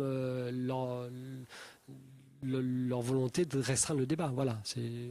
Alors peut-être, je vais interroger Jean Tortra, vous êtes secrétaire général adjoint du syndicat national des journalistes CGT. Une question simple, est-ce que le président Macron a un problème avec la liberté de la presse? Nous, on l'a dit déjà il y a quelques... Nous, on l'a déclaré il y a un certain temps. On a fait un communiqué qui date du 20-06, qui est titré Liberté d'information, Macron se démasque, où on expliquait très clairement que, alors là pour le coup, avec des exemples sur le cas de François Bayrou qui a téléphoné à Radio France, sur le cas de la Culture qui a demandé aux sociétés de services publics de l'audiovisuel de rapprocher les sociétés audiovisuelles publiques pour une plus grande efficacité d'ensemble. Un certain nombre d'autres aussi faits. D'intervention du pouvoir dans des domaines dans lesquels ils ont normalement pas... Ce qui s'était même pas fait sous Sarkozy. Il faut quand même le préciser, ça. Et là, c'est en 5 semaines, quoi. Absolument, absolument. Okay. Avec la prise de l'arrivée au pouvoir de Macron, on l'a tout de suite vu. Donc nous, on a tout de suite fait des communiqués là-dessus. Le premier communiqué d'ailleurs datait déjà du 12 juin, c'était La France en marche vers un régime autoritaire, où avec l'histoire du ministre du Travail Muriel Pénicaud qui avait porté plainte. Le dernier exemple étant, peut-être on aura le temps de le développer si c'est possible, sur l'histoire de l'AFP, puisque l'AFP là, vous avez. C'est passé, rappelez-nous. Alors, l'AFP, c'est très simple.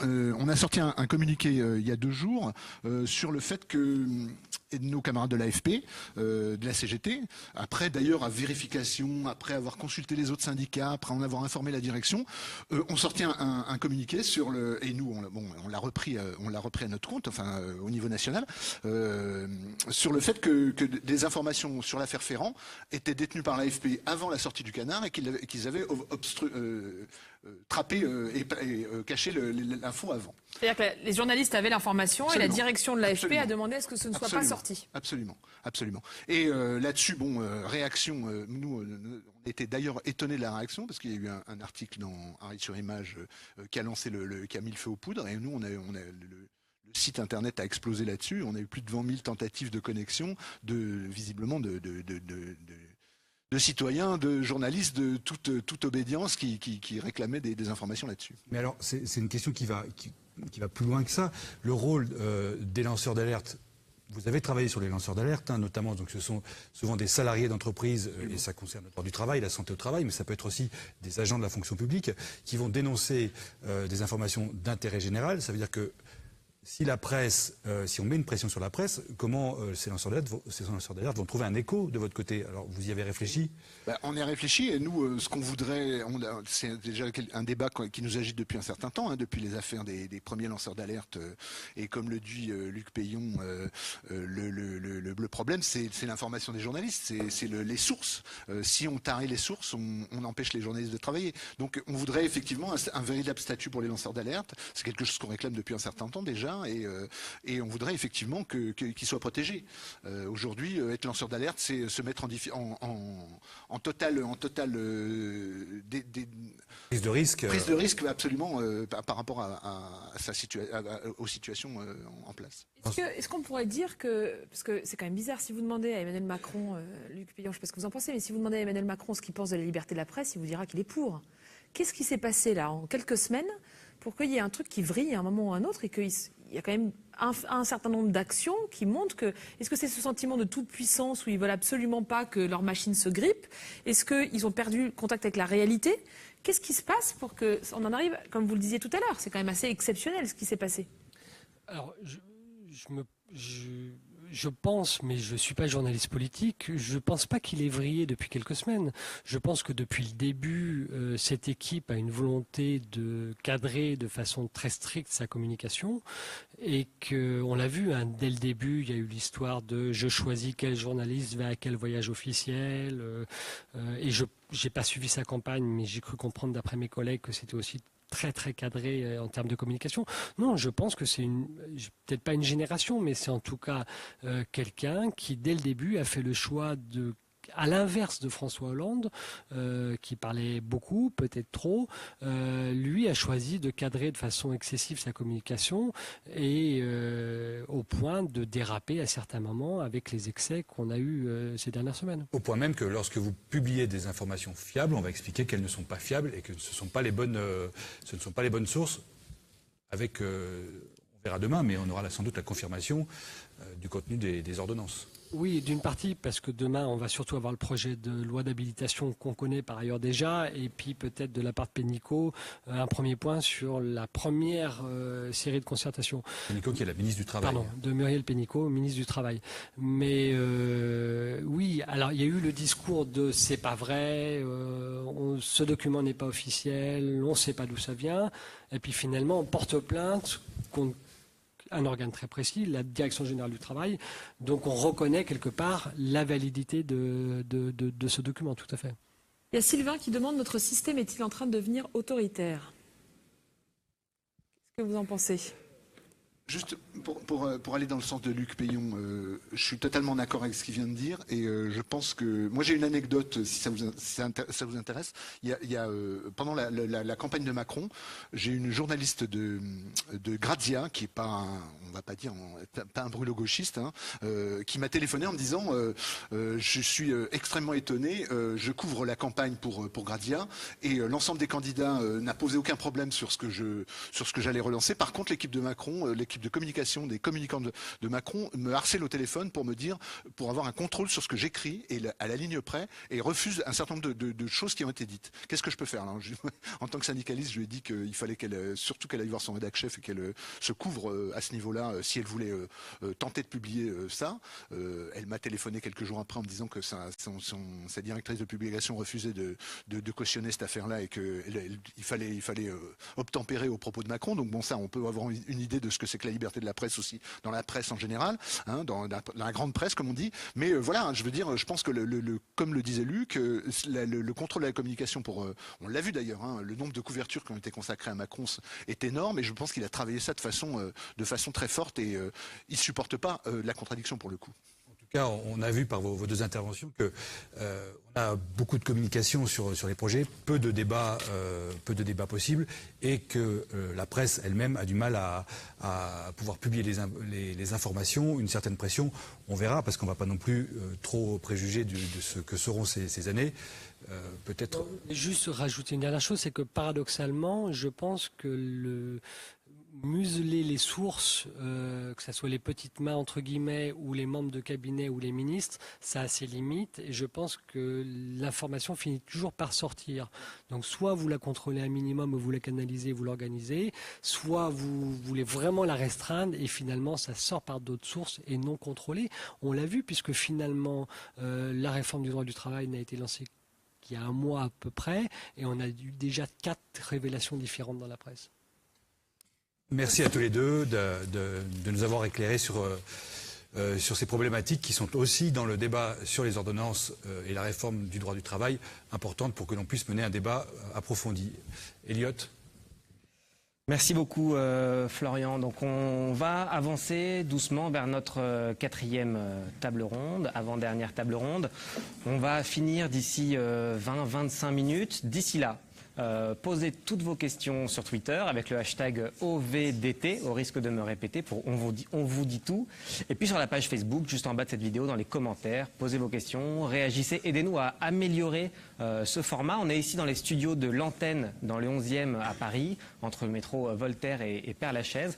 On a de la chance d'avoir ce studio et donc d'expérimenter ce format, mais on a besoin que vous nous aidiez à l'améliorer pour éventuellement en imaginer d'autres plus tard. Cette 4e table ronde, elle est donc sur les alternatives. Est-ce qu'on peut imaginer un autre droit du travail? Est-ce qu'on peut faire autrement? Ou bien est-ce qu'il y a une seule voie? Vous êtes encore plus de 500 à nous suivre en direct sur cette page Facebook. Et puis plus de 11 000 à être passés par là depuis le début. Donc merci à tout le monde. Et puis à tout à l'heure pour la dernière table ronde.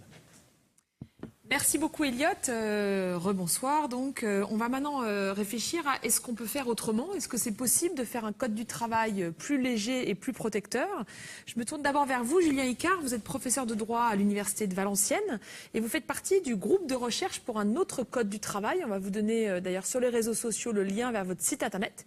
Et je crois que vous avez carrément réécrit le code du travail. Est-ce que vous pouvez nous en dire plus? Oui, bonsoir. Eh bien oui, la proposition de code qui a été publiée chez Dalloz il y a quelques semaines. Ah, vous l'avez carrément publié? Oui.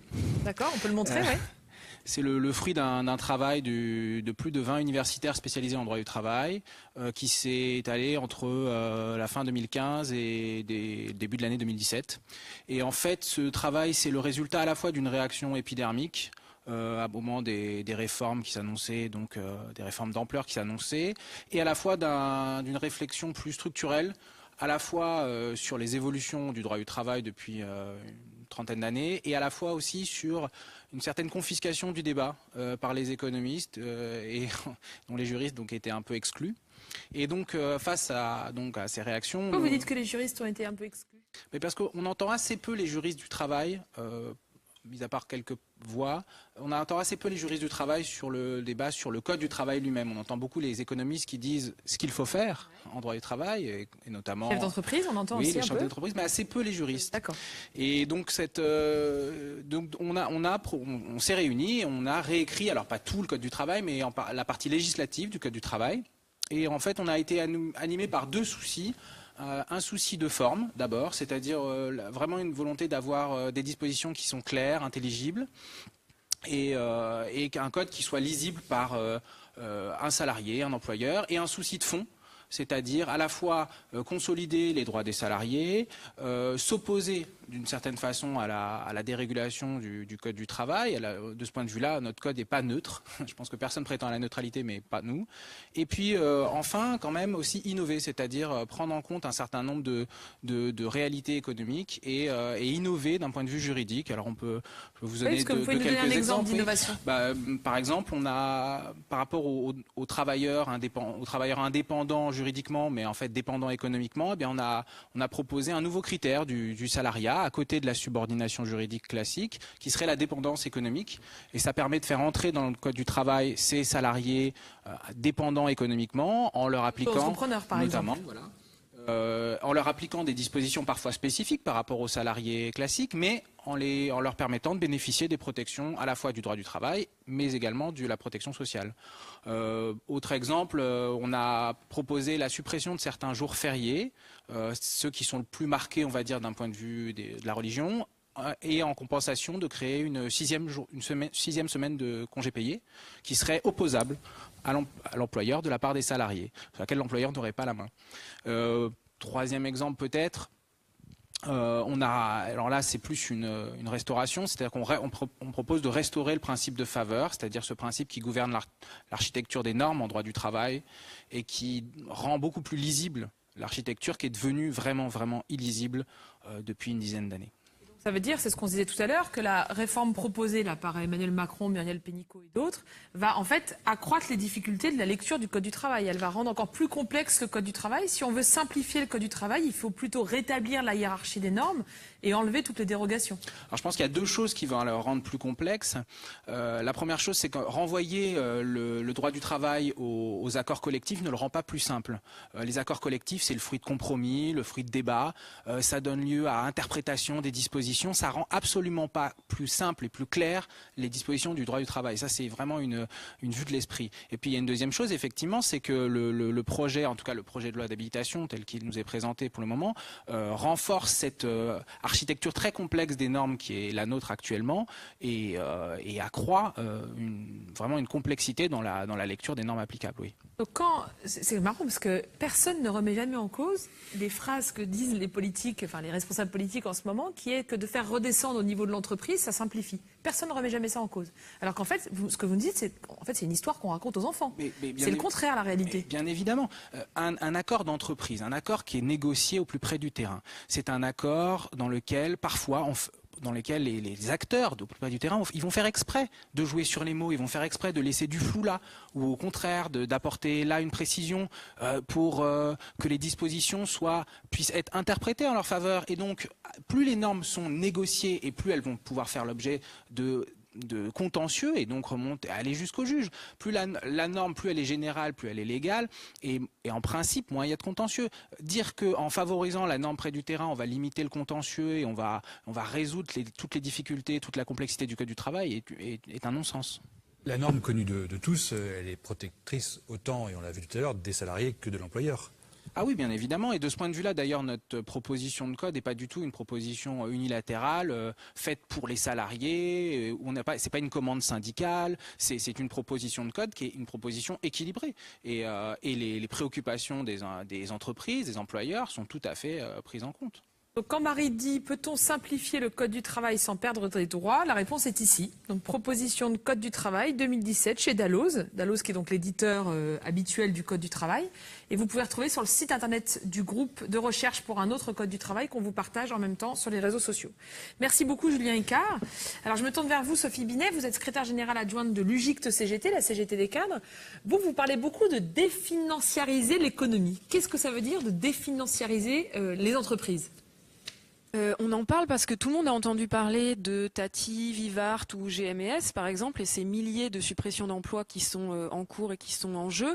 Par contre, ce dont on a beaucoup moins entendu parler, c'est que le point commun entre ces trois entreprises, c'est que ces suppressions d'emplois sont là parce que les actionnaires ont fait de mauvais choix et n'ont pas investi dans l'outil industriel et ensuite que ces suppressions d'emplois auraient pu être évitées. En fait, le problème, c'est que aujourd'hui, les orientations stratégiques des entreprises ne sont pas définies en fonction des enjeux et des intérêts, nos intérêts collectifs de moyen et de long terme, notamment les intérêts environnementaux, sociaux, mais ils sont définis seulement en fonction des besoins des actionnaires qui est valoriser la valeur de l'action le plus vite possible. Et donc l'article 8 de la Constitution qui disait que les salariés devaient être associés à l'entreprise et devaient aussi bénéficier des fruits de l'entreprise, en fait elle n'est pas vraiment appliquée quoi.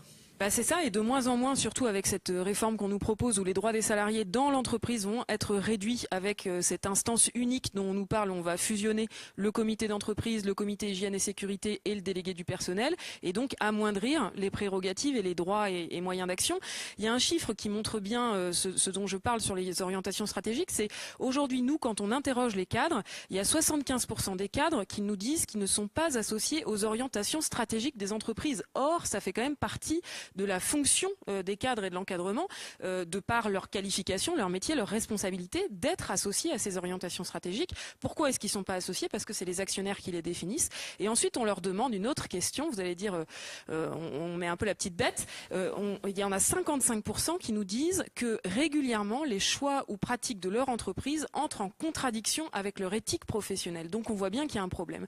Et donc, c'est la raison pour laquelle nous avons fait aujourd'hui 35 propositions sur lesquelles nous interpellons les parlementaires, parce que nous pensons que l'urgence, ça n'est pas de casser le code du travail et de réduire les droits des salariés. Si on veut créer de l'emploi, ce qu'il faut, c'est donner de nouveaux droits dans l'entreprise pour permettre à l'encadrement et aux salariés de peser sur les orientations stratégiques de l'entreprise. Je vais prendre plusieurs exemples. Vous ne pensez pas qu'on arrivera à changer le système pour que les actionnaires n'aient pas forcément la main mise sur l'entreprise? Votre objectif, c'est de redonner du pouvoir, en fait, directement aux cadres pour leur permettre de peser dans ces choix-là.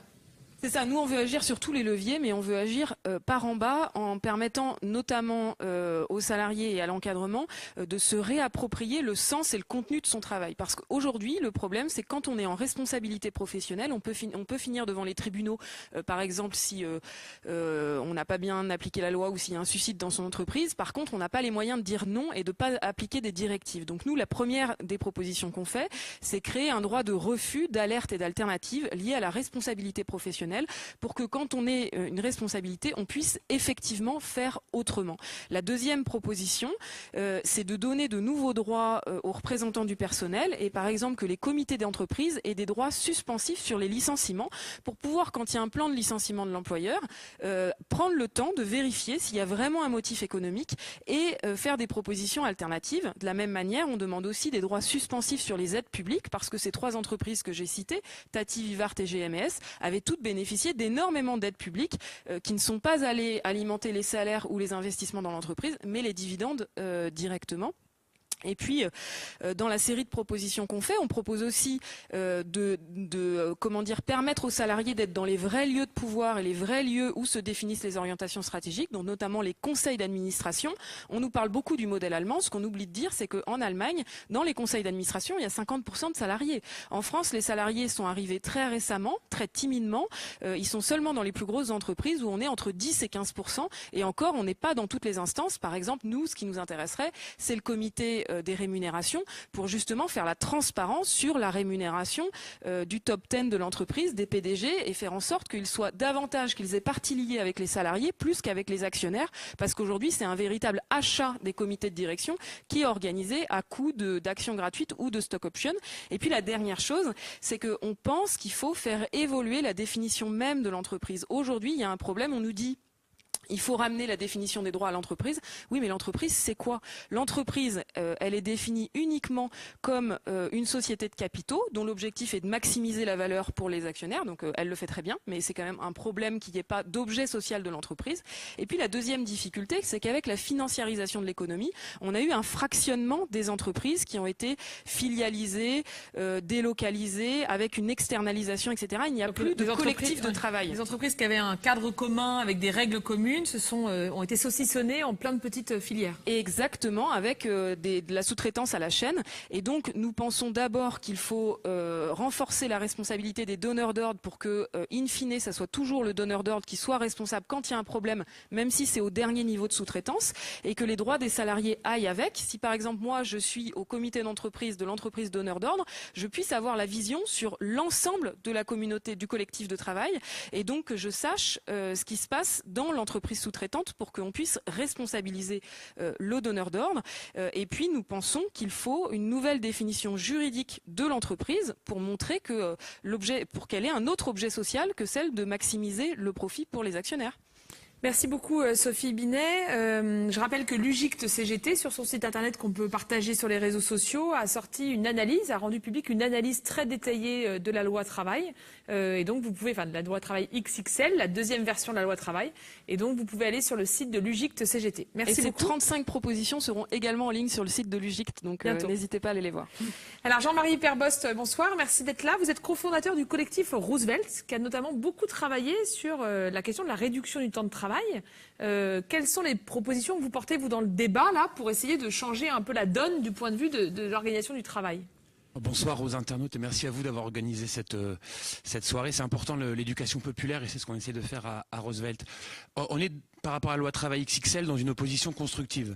La partie opposition, c'est que pour nous, faire aussi vite comme ça pendant l'été, c'est des flyers législatifs. On a l'impression qu'on va flyer pour un festival, ça ne nous va pas du tout.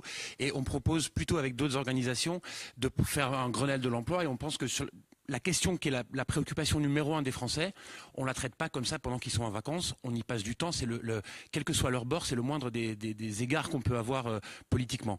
La deuxième chose, c'est sur le constat de base. C'est-à-dire que la première loi économique de chaque nouveau président, elle est importante.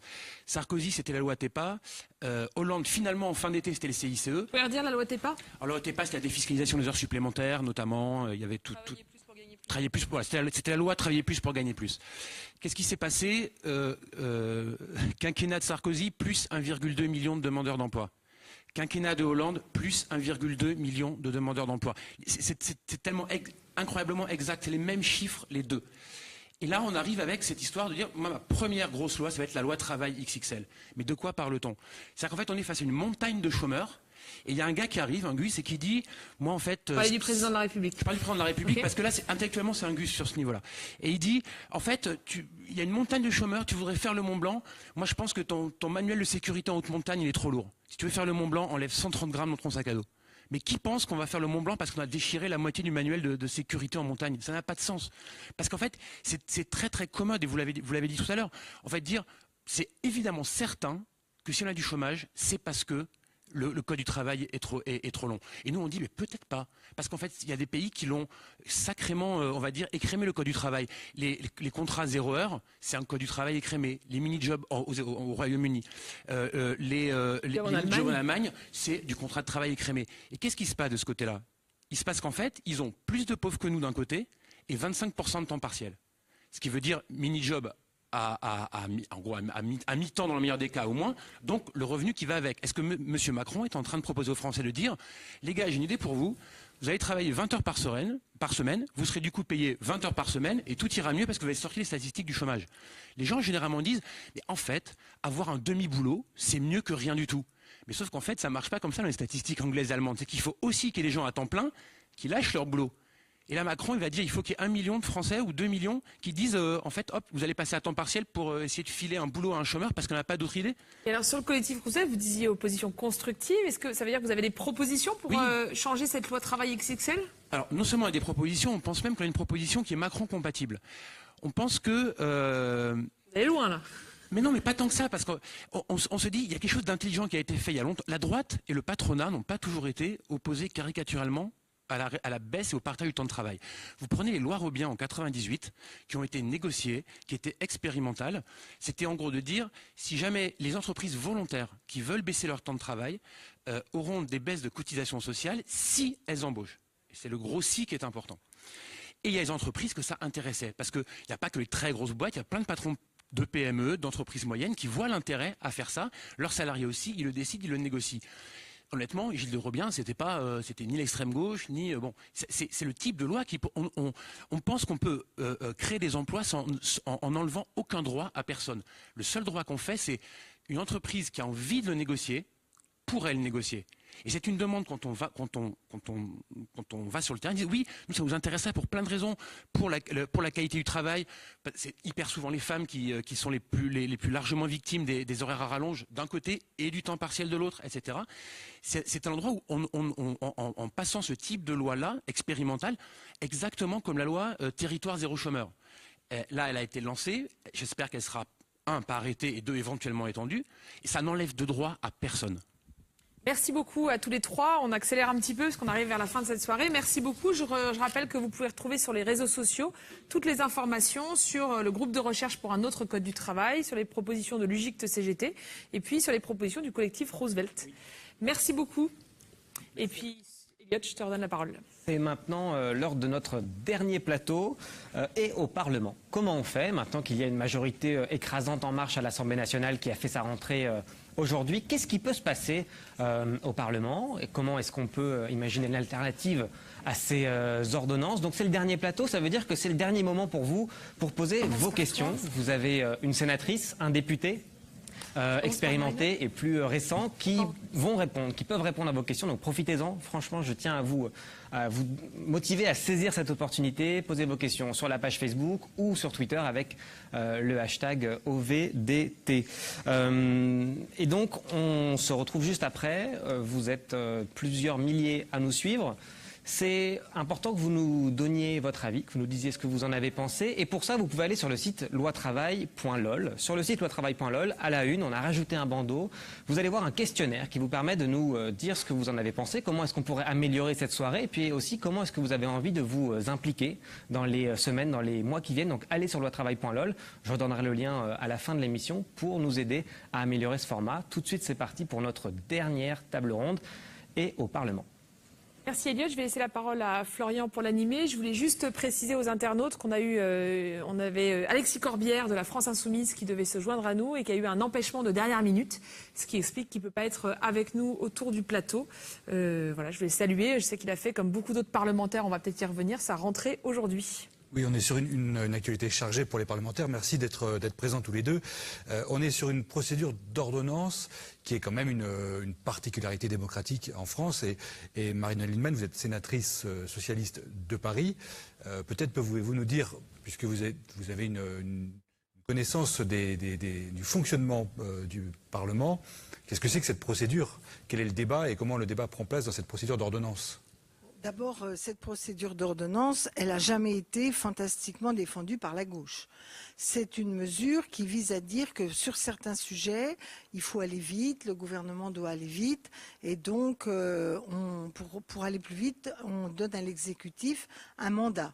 Donc il y a une première étape qui s'appelle la loi d'habilitation. La loi d'habilitation, c'est ce que normalement on devrait avoir au Conseil des ministres de demain, qui dit... Voilà, l'ordonnance va répondre à tel et tel sujet. Alors, il peut rentrer avec plus ou moins de précision sur les sujets. Dans plein de domaines ici, tels qu'on a la première esquisse dans les journaux, vous en avez parlé, que paraît-il, c'est pas évidemment le dernier sujet, mais on voit bien qu'il y a des zones très floues, volontairement floues, pour laisser une grande marge de manœuvre à l'exécutif. Car vous pouvez habiliter un gouvernement sur des zones de flou. Très flou. Et donc, la première étape, ça va être de voir si on peut amender cette loi d'habilitation. Le rapport de force politique en l'état n'est pas optimal, car il semble en plus que le gouvernement ait décidé de faire voter le Parlement avant le 12 août. 10 août, fin de la session actuelle. Donc, on va déjà avoir une bataille politique pour amender cette loi d'habilitation. D'abord, supprimer des articles qui permettent les ordonnances et éventuellement faire des contre-propositions qui montrent qu'effectivement le droit du travail peut évoluer, mais dans un sens favorable aux salariés et à l'emploi. Alors, vous avez donc un pouvoir d'amendement sur le... On peut amender le cadre de cela. Après, une fois que la loi d'habilitation est votée, elle est promulguée, et au bout de 6 mois, le gouvernement doit avoir fait les ordonnances ou des décrets qui mettent en œuvre les ordonnances. Alors théoriquement, il y a une deuxième loi qui va être une loi de validation pour que le Parlement constate que les ordonnances sont bien conformes à la loi d'habilitation, notre ratification de l'ordonnance. Néanmoins, il faut qu'elle soit déposée sur le bureau des assemblées, mais elle n'a pas besoin d'être votée pour commencer à s'appliquer. Donc, on peut avoir un mécanisme où, à supposer même que l'Assemblée et le Sénat ne soient pas d'accord avec les ordonnances en considérant qu'elles ne respectent pas, etc., le gouvernement pourrait les mettre en œuvre simplement en ayant déposé sur le bureau de l'Assemblée avant même que le Parlement vote. Donc, on est dessaisi quand même de beaucoup de Parce que justement, on nous dit... C'est dans la Constitution, donc c'est démocratique. Mais vous, en tant que parlementaire, vous avez cette conception de la démocratie. Le 49.3, c'est dans la Constitution et on ne peut pas considérer que c'est fondamentalement démocratique. Donc, en effet, ça existe dans nos institutions, mais il ne vous a pas échappé que depuis le début des institutions de la Ve République, l'idée que ces institutions organisaient toute une série de court-circuits du choix parlementaire et donc de la voix du peuple est une des critiques majeures et probablement une des raisons de la crise politique dans laquelle nous nous trouvons. Je vais me tourner vers vous, Pierre Dharréville. Vous êtes député des Bouches-du-Rhône, nouvellement élu. Oui. Et je vous interpelle par une question d'un internaute, Benoît, qui nous dit et ça va se poser à vous, puisque vous arrivez à l'Assemblée, comment être utile dans un Parlement, alors c'est plutôt une Assemblée, verrouillée par une majorité absolue? Je crois que d'abord, chaque parlementaire va avoir droit à la parole et va pouvoir faire entendre un certain nombre de réalités sociales qu'il a rencontrées. Moi, c'est mon cas, dans le territoire où j'ai été élu, avec 62% des voix, contre une candidate d'En Marche. Les électrices et les électeurs ont fait un choix extrêmement clair. Donc ça mérite d'être entendu, de raisonner à l'Assemblée nationale. Mais il est évident que ça ne suffira pas de parler au sein de cette Assemblée et que donc nous avons besoin de pouvoir nous appuyer sur un mouvement populaire, un mouvement social extrêmement fort dans le pays. Moi, je considère qu'il n'existe pas de majorité aujourd'hui pour détruire le Code du travail et pour mener à bien cette entreprise de démolition sociale qui est programmée par Emmanuel Macron. La dernière enquête d'opinion au mois de janvier, à ma connaissance, qui a été publiée sur la loi travail, celle du printemps dernier, la loi El Khomri, montrait qu'il y avait encore une majorité pour demander l'abrogation de cette loi. Donc je pense qu'il est possible aujourd'hui de faire monter dans le pays un mouvement sur lequel s'appuyer dans l'hémicycle. Votre rôle de parlementaire, et je pense que Marie-Noëlle Lienemann pourra aussi y répondre après vous, dans votre rôle de parlementaire, comment vous allez vous organiser pour que les partenaires sociaux, comme on les appelle, mais le mouvement social plus généralement, puissent se trouver impliqués dans la discussion, puissent trouver des relais? Alors d'abord, impliqués, ils le sont déjà, puisque moi, ce midi, je suis sorti de l'Assemblée nationale avec mes collègues pour aller à la rencontre des syndicalistes qui étaient devant l'Assemblée, déjà syndicalistes, des salariés, qui étaient devant l'Assemblée en train déjà de commencer une première mobilisation contre le projet de loi travail XXL. Donc il y a déjà une mobilisation qui existe, il faut qu'elle s'amplifie, et je pense que nous, ce à quoi nous pouvons être utiles, c'est à la fois à faire résonner tout ça médiatiquement, obtenir des réponses, à apporter des arguments qui vont obliger le gouvernement à se justifier et sans doute à ne pas pouvoir se justifier complètement de notre point de vue. Donc on va mener le débat politique, le débat d'idées, et à partir de là, je pense aussi que nous allons prendre des initiatives sur le terrain pour élargir ce débat-là et permettre une plus large prise de conscience dans le pays sur ces questions. C'est ce qui avait été fait, et Caroline de Haas le sait très bien, ce qui avait été fait déjà il y a 6 mois de cela sur la loi El Khomri. Et je pense qu'il va falloir aujourd'hui encore essayer de monter le niveau de la... Marie-Noëlle Lienemann, peut-être avec plus de difficultés sur les ordonnances, mais c'est vrai qu'on a l'impression qu'un an après, on retrouve une loi travail, on retrouve un état d'urgence. La question, c'est est-ce que vous allez nous donner des éléments pour espérer, à ces personnes qui sont engagées contre cette loi? Écoutez, il est clair que l'état actuel du rapport de force au Parlement fait que s'il n'y a pas de mobilisation sociale, il n'y a aucune raison que le rapport de force se modifie purement et simplement. Mais le débat parlementaire, il a quand même une vertu. Il a une vertu de, justement, comme vous le disiez, de mettre en évidence la réalité de ce qui est voté. Le côté concret, parce que il faut que le débat parlementaire, c'est pour ça qu'il faut avoir un débat pied à pied avec des amendements sur chaque point. D'abord l'amendement de suppression, mais aussi des amendements qui vont obliger le gouvernement à bien décrire ce qui va se passer et à bien faire comprendre à chacun les dangers de ces décisions. Deuxième chose qui est importante dans le débat parlementaire, c'est de montrer qu'il y a d'autres voies.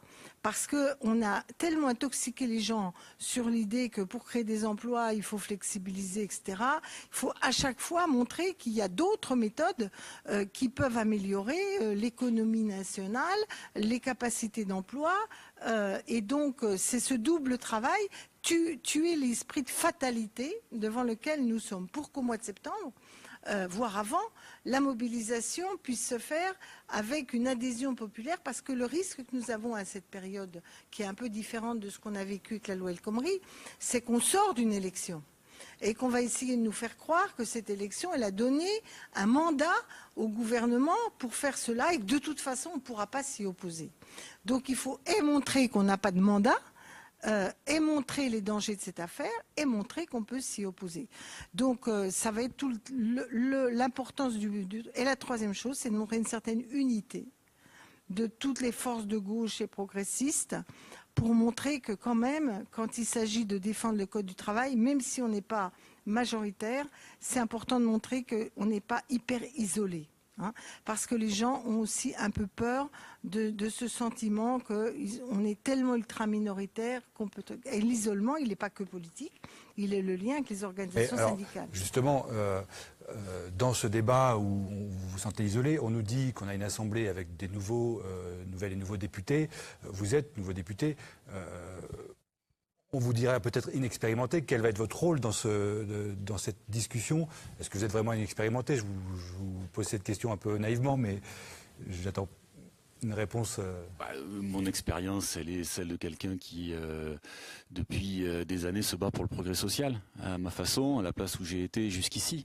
Et donc, pas tout seul, avec d'autres, avec des tas de salariés que j'ai rencontrés encore une fois dans les derniers mois, les dernières semaines, au cours de la campagne, etc. Donc vous aviez sur le plateau tout à l'heure un certain nombre de gens qui avancent des propositions. Je crois que tout ça c'est important, ça fait dynamique, ça fait mouvement et ça montre qu'effectivement il y a des alternatives, que nous ne sommes pas réduits à ça. Est-ce qu'on pensait, Pierre Derville, qu'on peut aller convaincre des députés qui constituent aussi aujourd'hui le cœur de la majorité, les députés En Marche? Est-ce que par exemple une campagne d'interpellation des députés ma réponse, elle va être contradictoire, mais j'attends assez peu de choses de la majorité En Marche, pour être honnête. C'est la première chose qu'on peut dire.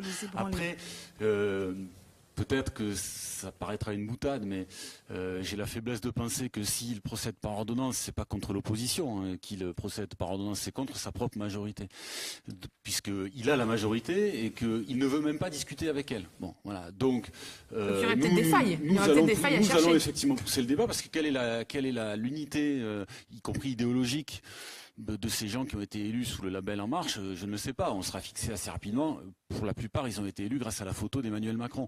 Donc voilà, j'ai peur qu'il n'y ait pas beaucoup. Mais nous allons mener le débat parce que, y compris au-delà même de l'Assemblée, nous allons aussi pouvoir faire tomber les masques.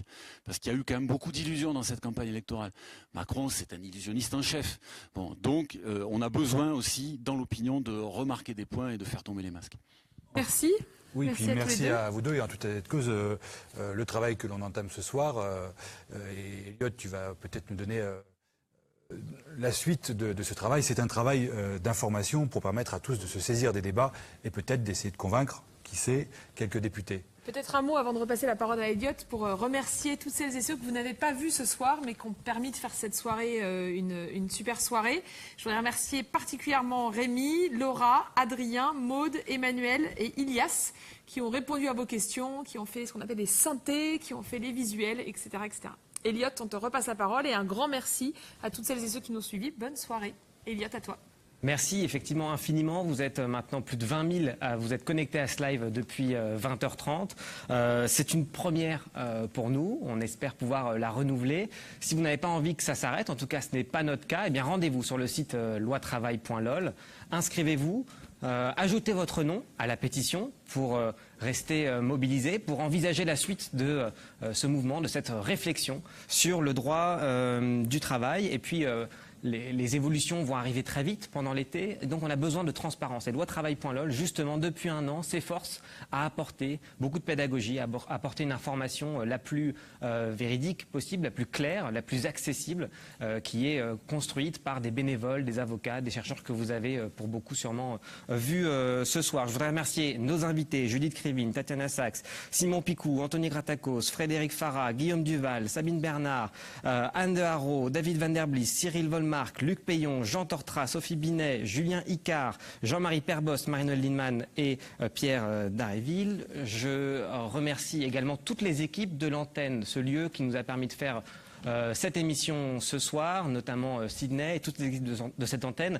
C'est plus de 4 techniciens qui sont là ce soir qu'on ne voit pas, pour certains d'entre eux intermittents du spectacle. Je pense que cette émission aura pu être intéressante également pour eux. Merci à Jean Massier qui nous a fait le plaisir d'être là. Et puis merci à nos deux co-animateurs, co-animatrices, Caroline Dehaas, Florian Borg. À très bientôt, on l'espère. Et puis rendez-vous sur loitravail.lol pour la suite. Merci et bonnes vacances.